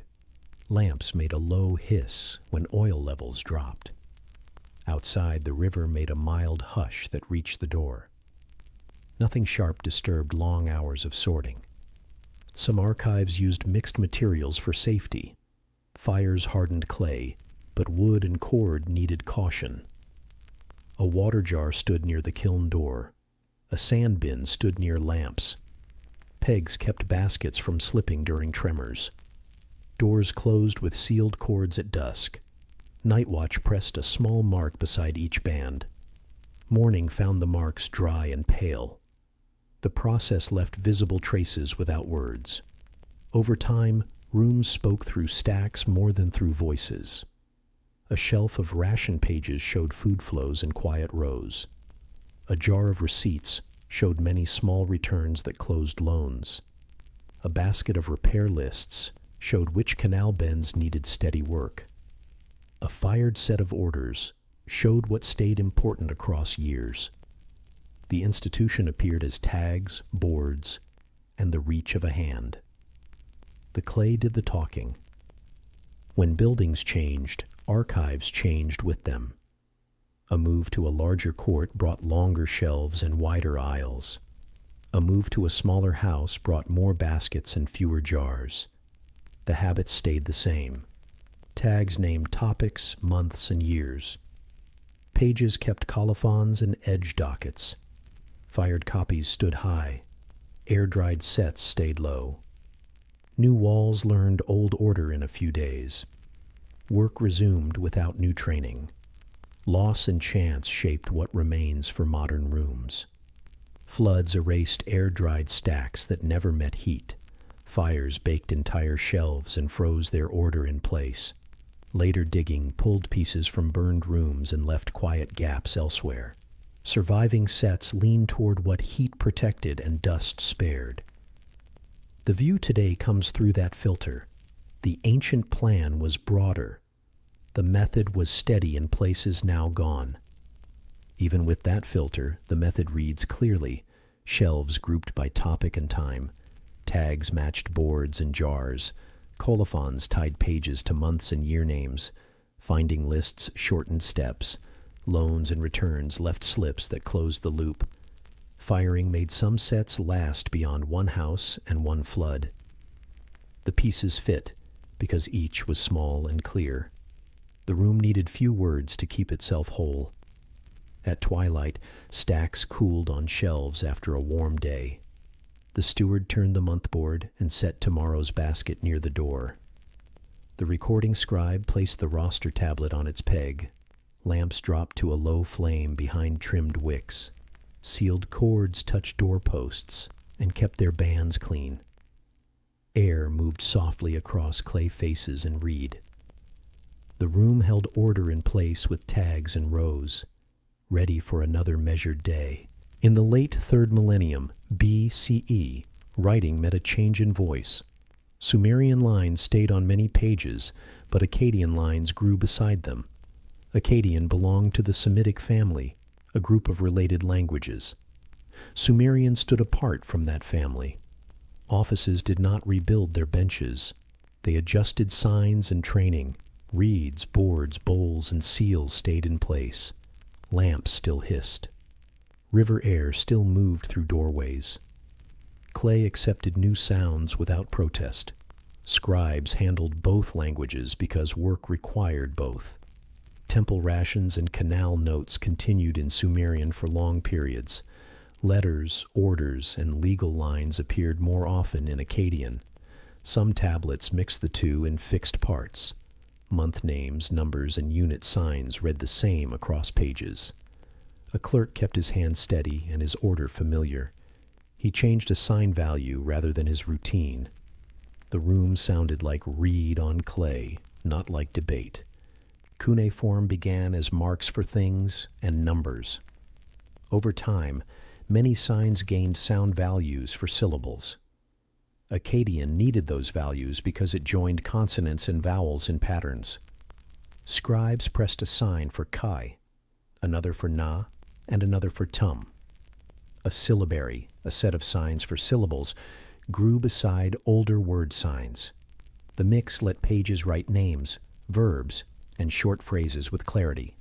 Wedges stayed sharp, rows stayed straight. Schools supported the shift with larger tables and lists. A master tablet set Sumerian entries in one column and Akkadian answers beside them. Students copied pairs until joints and angles matched. A value list placed a sign, then its readings for both tongues. The teacher defined a new term once in plain words, then returned to copying. Damp cloths cooled fingers. The room held reed scrapes and low recitation. Memory formed by repetition, not by speeches. Sign shapes also settled into new regular forms. Early signs with many strokes became simpler in later sets. Old Akkadian hands favored compact wedges and clean joins. Ur-3 hands favored very even rows and tight angles. Old Babylonian rooms trained a narrower set with stable forms. Teachers trimmed reeds to consistent bevels for that purpose. Boards stayed level so strokes did not drift. Kiln heat fixed the look that training produced. Administrative tablets changed language more than layout. Headings still named place and month. Item lines still placed goods before numbers. Witness spaces still waited at the margin. A barley ration line could read in Sumerian on Monday and Akkadian on Thursday. The scoop, the jar, and the sign for Sela did not care. A clerk kept the same reach for tools. The work stayed quiet because the form stayed steady. Date formulas showed the blend in clear places. Year names and month names could appear in Sumerian, while the body used Akkadian. Under the kings of Akkad, names of events headed many pages. Under the kings of similar formulas continued. The exact site of the city of Akkad remains uncertain. Scribes still wrote its royal name.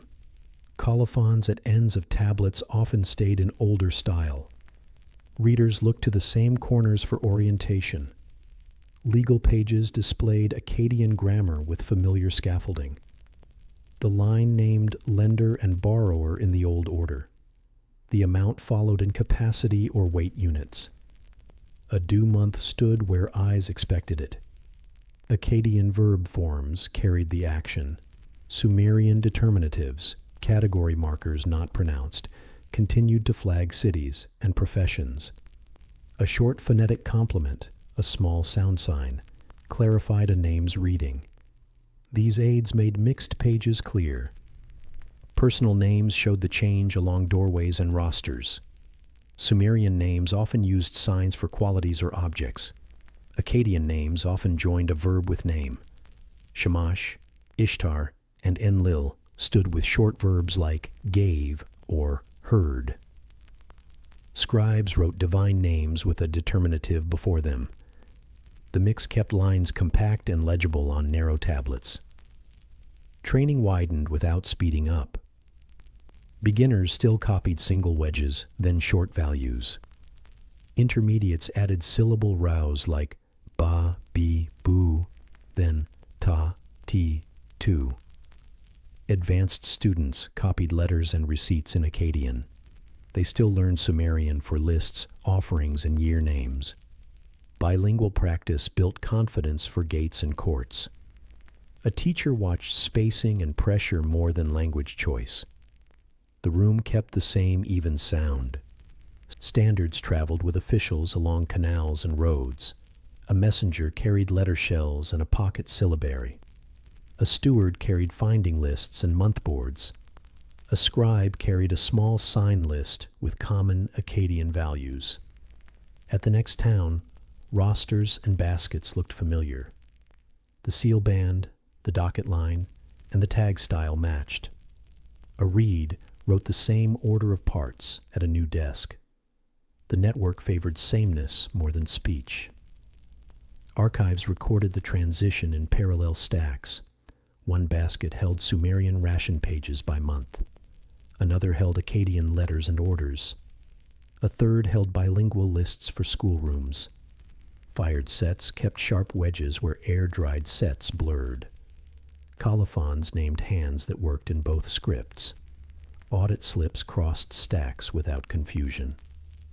The shelf did not ask for a side in the language shift. It asked for tags, dates, and the right row. Royal and regional uses spread Akkadian beyond one court. Old Akkadian inscriptions named conquests and canal works. Later, Old Babylonian courts used Akkadian widely for letters, loans, and laws. Far away, later centuries used Akkadian as a shared written language. The signs changed shape over time, but the work remained similar. A tablet still opened with place and month. A witness still rolled a band. The lamp still burned at the desk. Workshops adjusted sign series on seals and labels. Early seals favored images without words. Later seals sometimes added short Akkadian spellings for names. Jar labels kept item signs, but gained syllables for places. Rope stretchers measured fields, while clerks wrote in whichever language the office preferred. the nindan for length and the iku for fields, stayed where readers expected. Numbers held the bridge while signs learned new sounds. City schools copied longer lexical series to support wider needs.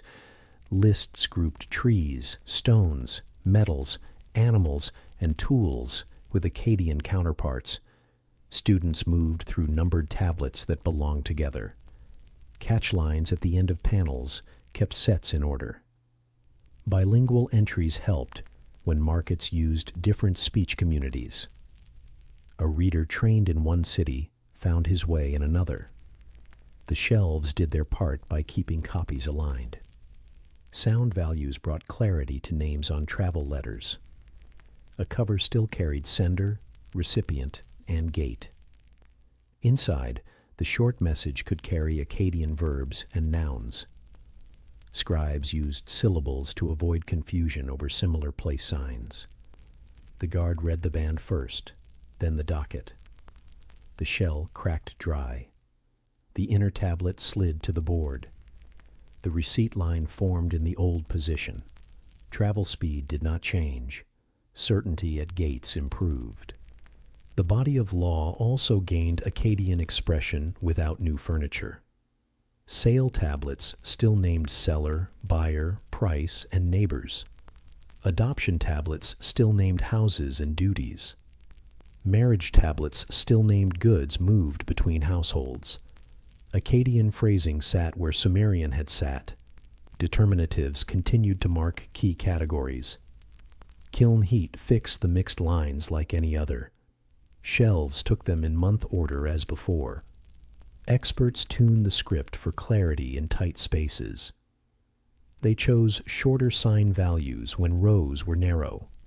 They added phonetic complements to disambiguate rare names. They used fixed spellings for common verbs on legal pages. They set divine names with determinatives for quick scanning. These choices kept reading fast in gatehouses and courts. The page remained a tool. The style served the task.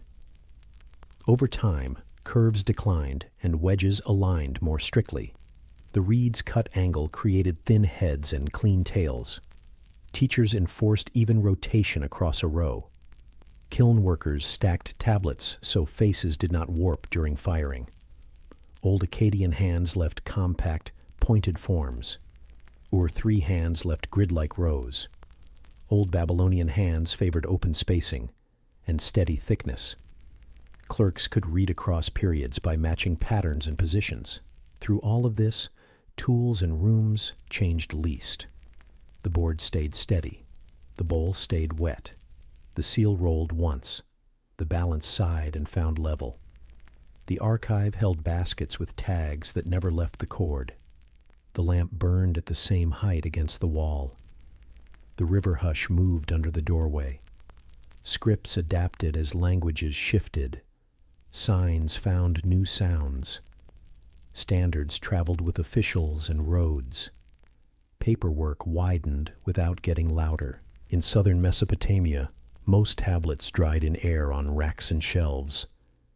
Air-dried pages worked well for weeks or years, then faced damp and wear. Selected pages met low, even heat, and turned hard and dark. Heat fixed wedge edges and made faces resist pressure.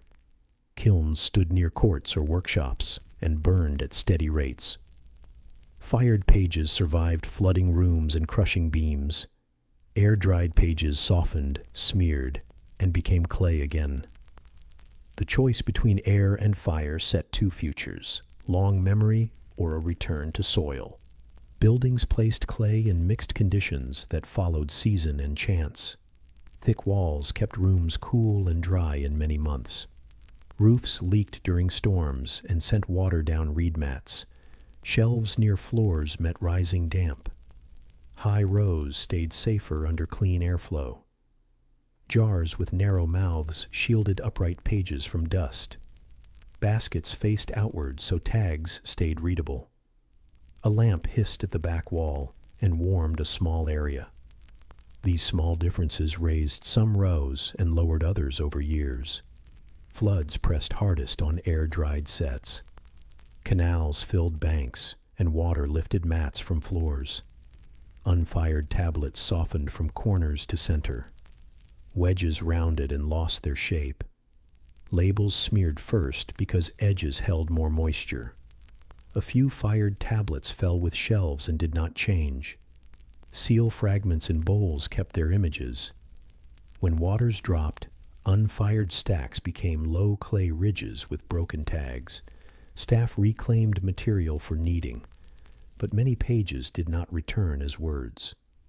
Fire did a different kind of sorting. Hot rooms hardened pages meant only for short work. Mixed stacks baked together in place and kept their order. A burned room held rows as they had stood when flames rose. Wedges sharpened as moisture left faces. Thin covers of letter shells cracked and fell beside inner tablets. Later digging found these layers as firm, dark groups. Many famous sets survived because flames reached them one day. Heat preserved them without plan. Weights, seals, and bully left durable traces that aided reading after damage. A bulla, a clay envelope for tokens, often broke open in offices. Pieces fell into bowls and hardened slowly. Bowls of fragments lay under gate shelves and remained near doorposts. Seal images on lumps stayed visible after floods and fires. When tablets lost wedges, these fragments still showed hands and roots. Quiet bowls kept a second record that held shape longer than ink or cloth. The kinds of pages that met heat shaped the record strongly. Offices fired audits, loans, field grants, and some letters. Day-to-day rations and quick delivery notes stayed air-dried. When chance fires came, the working sets hardened along with planned sets. As a result, surviving rooms leaned toward accounts, rosters, and inventories. These pages used clear forms and repeated lines. They kept units, dates, and places. Voices that spoke in talk, not tablets, do not stand beside them now. Soil and salt pressed on faces even without flood or fire. Moisture rose through floors and left salts on clay. White bloom formed on air-dried wedges and flaked their edges. Edges fell. Then lines lost joins. Fired tablets resisted but still felt salt at long edges. Staff lifted baskets during humid months and brushed boards with soft cloths. They used sand under jar bases to break capillary rise. These quiet steps delayed loss but could not stop time entirely. Collapse mixed losses and saves in a single evening. Roof beams fell and crushed upper shelves. Heavy jars tipped and broke. Fired tablets chipped and shifted but kept text. Air-dried sets pulped under weight. In some rooms, the lower shelf survived because beams bridged it. In others, jars protected a small area by chance. Later hands found a diagonal run of preserved tablets under a fallen beam. The line existed because wood length happened to match a shelf. Reuse erased many pages before any disaster arrived. Offices cut away corners to smooth tablet racks. Potters kneaded old pages back into fresh clay. Builders filled wall gaps with broken tablets that still showed faint rows. Later walls hid the words until digging days. Quiet reuse saved effort for old rooms and removed words for later readers. The practice made sense at the time. It shortened the chain between shelf and useful mass. Outside walls, riverbanks, and fields also carried pieces away. Wind lifted dust from old dumps and moved it across lanes. Water cut channels along old foundations and took thin fragments. Animal burrows reached piles and mixed layers. A reed knife found more uses than rereading a smudged page. Over seasons, small actions thinned stacks. What stayed often lived where people moved less: sealed rooms, jar necks, and kiln corners. Archaeology met these rooms with brushes, trays, and slow order. Digging traced walls, found door lines, and followed burned layers. Workers lifted whole groups in shallow trays to keep rows aligned. Conservators dried soft pieces under cloth and wind, not full sun. They brushed salt with soft fibers and pressed faces with small supports. Catalog numbers replaced old tags. Shelves in new rooms held the same topics: grain, beer, oil, tools, loans, letters. The method repeated with new materials. Joining small pieces required patient eyes and steady light. A sign's tail or a margin's curve guided a match. A fragment's thickness and the bevel of a wedge confirmed it. A faint finger groove on a back face could align with another.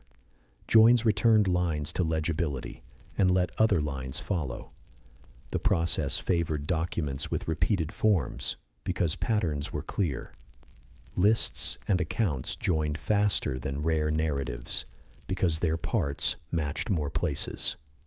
Silence in the record took many shapes and mattered as much as text. Cloth rotted and left no lists of hands that wove it. Leather and wood decayed near water and left no names of cutters. Many rooms never burned and left thin stains of clay only.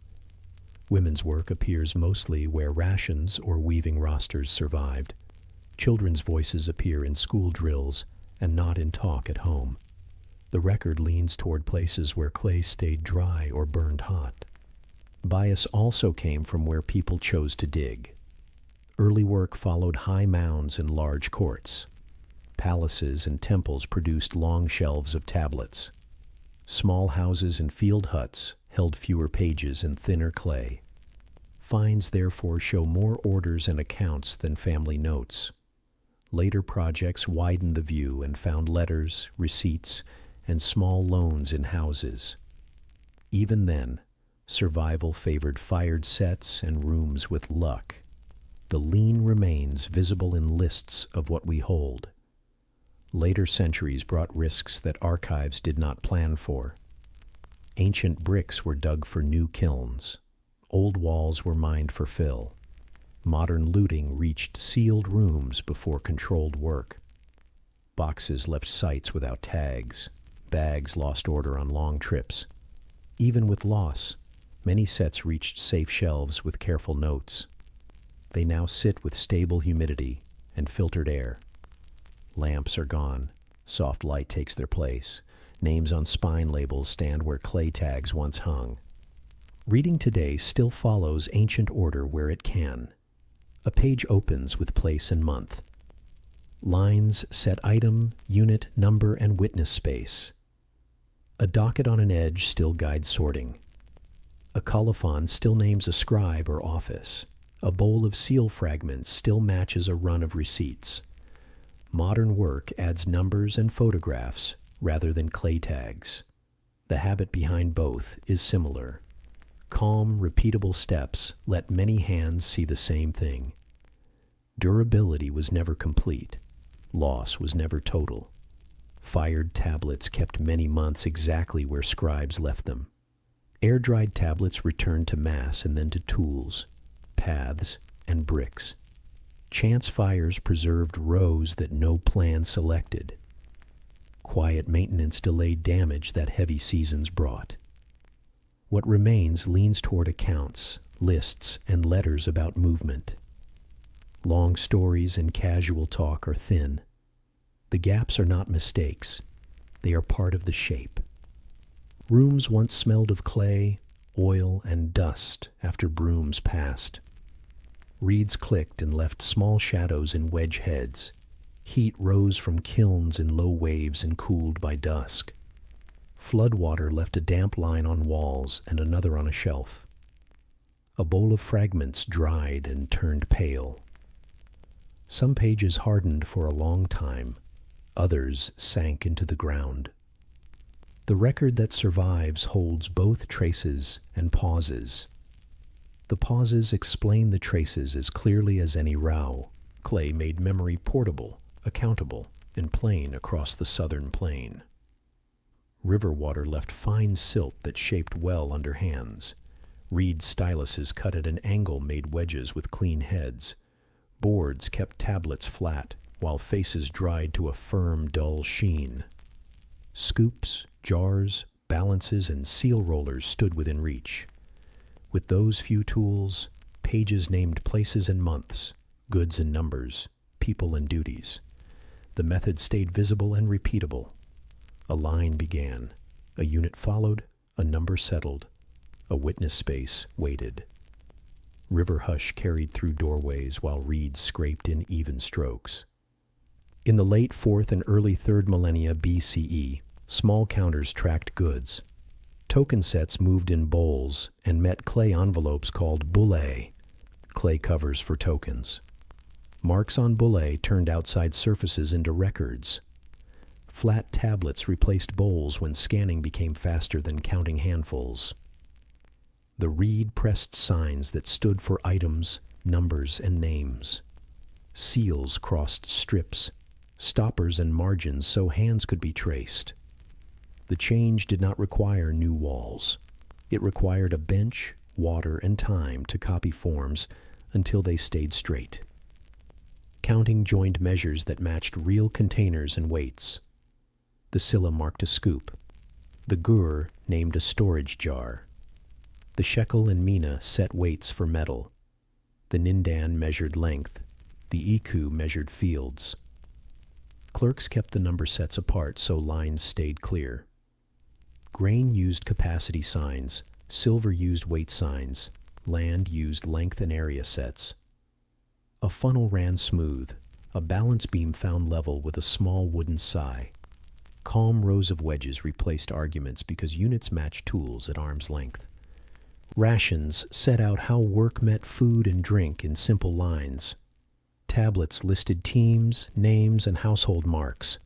A jar of beer or a measure of barley followed each name. Oil appeared in smaller amounts for lamps or food. Issue days ran by week and month. Seals crossed margins when sessions closed. A second clerk read lines back and tapped jars. The sound stayed small. Ceramic taps, reed scrapes, and cloth rustle. The ledger did not speak for people. It aligned goods with names in known units. Fields and water needed schedules and boundaries that clay could hold. Rope stretchers pulled cords marked at fixed steps. Stakes set corners and diagonals. Lengths and widths produced areas. Irrigation pages named gates, turns, and boards. Levy notes named bends, crews, and dump points for silt. A steward walked banks with a tablet and pressed brief orders. Water moved because rows fixed start and stop times. If floods shifted dates, a short add-on moved the month. Witness bands crossed margins, work went on. Loans set time against need with short, steady forms. Silver amounts met balances. Barley totals met jar marks. Interest lines stood after amounts in plain number groups. A due month sat where eyes expected it. Sureties and pledges appeared in one calm line. Part returns received small receipts and narrow bands. Rewrites kept order when amounts changed. Shelves held fired contracts higher and air-dried receipts lower. The practice let offices see what still waited and what had closed. Letters carried instructions and reports at walking speed. A small tablet fit the hand, dried firm, and then met a thin clay cover. A cylinder seal rolled across seams so breaks could be seen. A docket named sender, recipient, and place. Carriers followed levees or canals with pouches under cloth. At gates, bands matched roster trays, shells cracked dry, and inner tablets slid to boards. A short receipt fixed arrival. Replies repeated the same steps. Words arrived intact because covers and habits made checks easy. Schools kept hand and eye steady with lists and tables. Large master tablets named sign values, professions, trees, stones, and cities. Students copied in simple rows until spacing held under pressure. Bilingual panels paired Sumerian entries with Akkadian entries. Measures and conversions sat in short tables beside a reference jar and smooth weights. Reading and copying kept the same pace. The room heard low recitation, reed scrapes, and lamp hiss. Knowledge stacked in baskets, quiet and reachable, for the next lesson and the next desk. Archives made many rooms speak as one institution. Shelves held recent working pages. Reed baskets held month sets. Tall jars protected upright runs. Clay tags on cords named topic and date. Colophons closed many pages with place, month, and hand. Selected sets met low heat and returned hard and dark. Others stayed air-dried for quick handling. Finding lists named wall and shelf positions. Loan slips traveled with pages that left for a day. Audits traced tags and bowls of seal fragments without raised voices. Language shifted while the script adjusted without breaking form. Sumerian held on in many lists and formulas. Akkadian grew in letters, orders, and law. Sign values gained syllables that fit Akkadian words. Determinatives marked places and professions. Phonetic complements clarified rare names. Layout stayed the same: heading, item, unit, number, date, witness. Standards traveled with officials and roads. A reed wrote the same order of parts at another desk. The ledger widened without getting louder. Durability and loss shaped what remains. Fires baked shelves that no plan had chosen and kept rows in place. Floods turned air-dried stacks back to kneaded mass. Salt lifted from floors and nibbled edges. Staff brushed boards, raised baskets, and set sand under jars. Reuse cut corners and sent tired pages back to trays.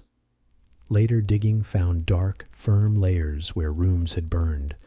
Finds leaned toward accounts and lists because those forms met heat, plan, and chance more often than other lines. Through all changes, the sensory field stayed calm and concrete.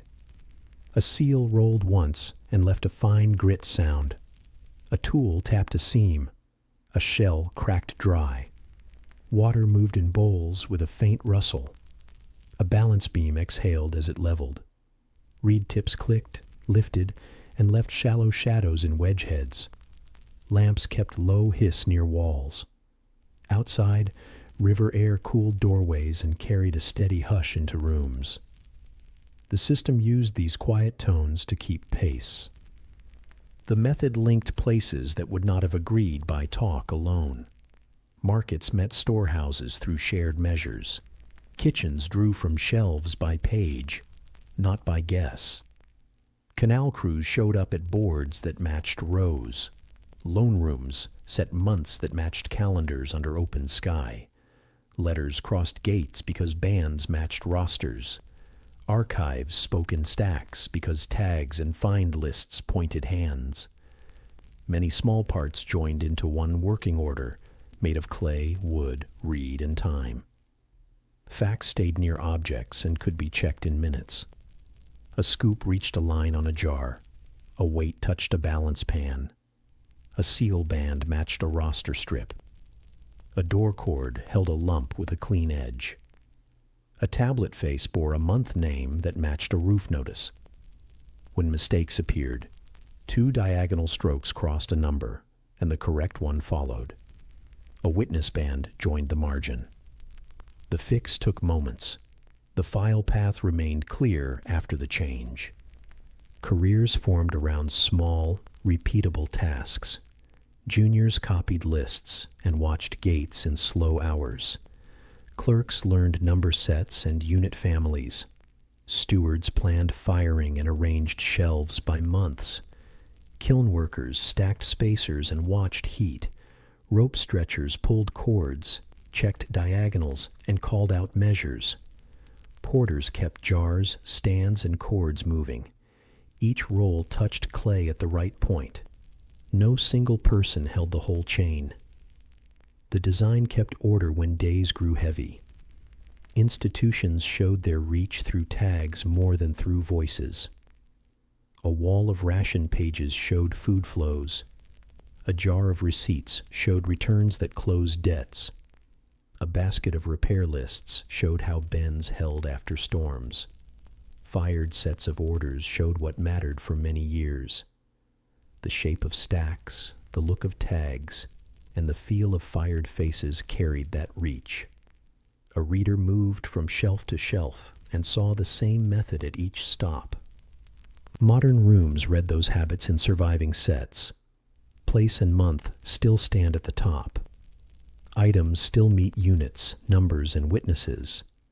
Dockets on edges still guide sorting. Colophons still tie pages to hands and dates. Seal fragments still match runs of receipts.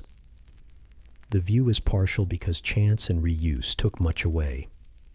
Yet the order remains visible in enough places to show the plan.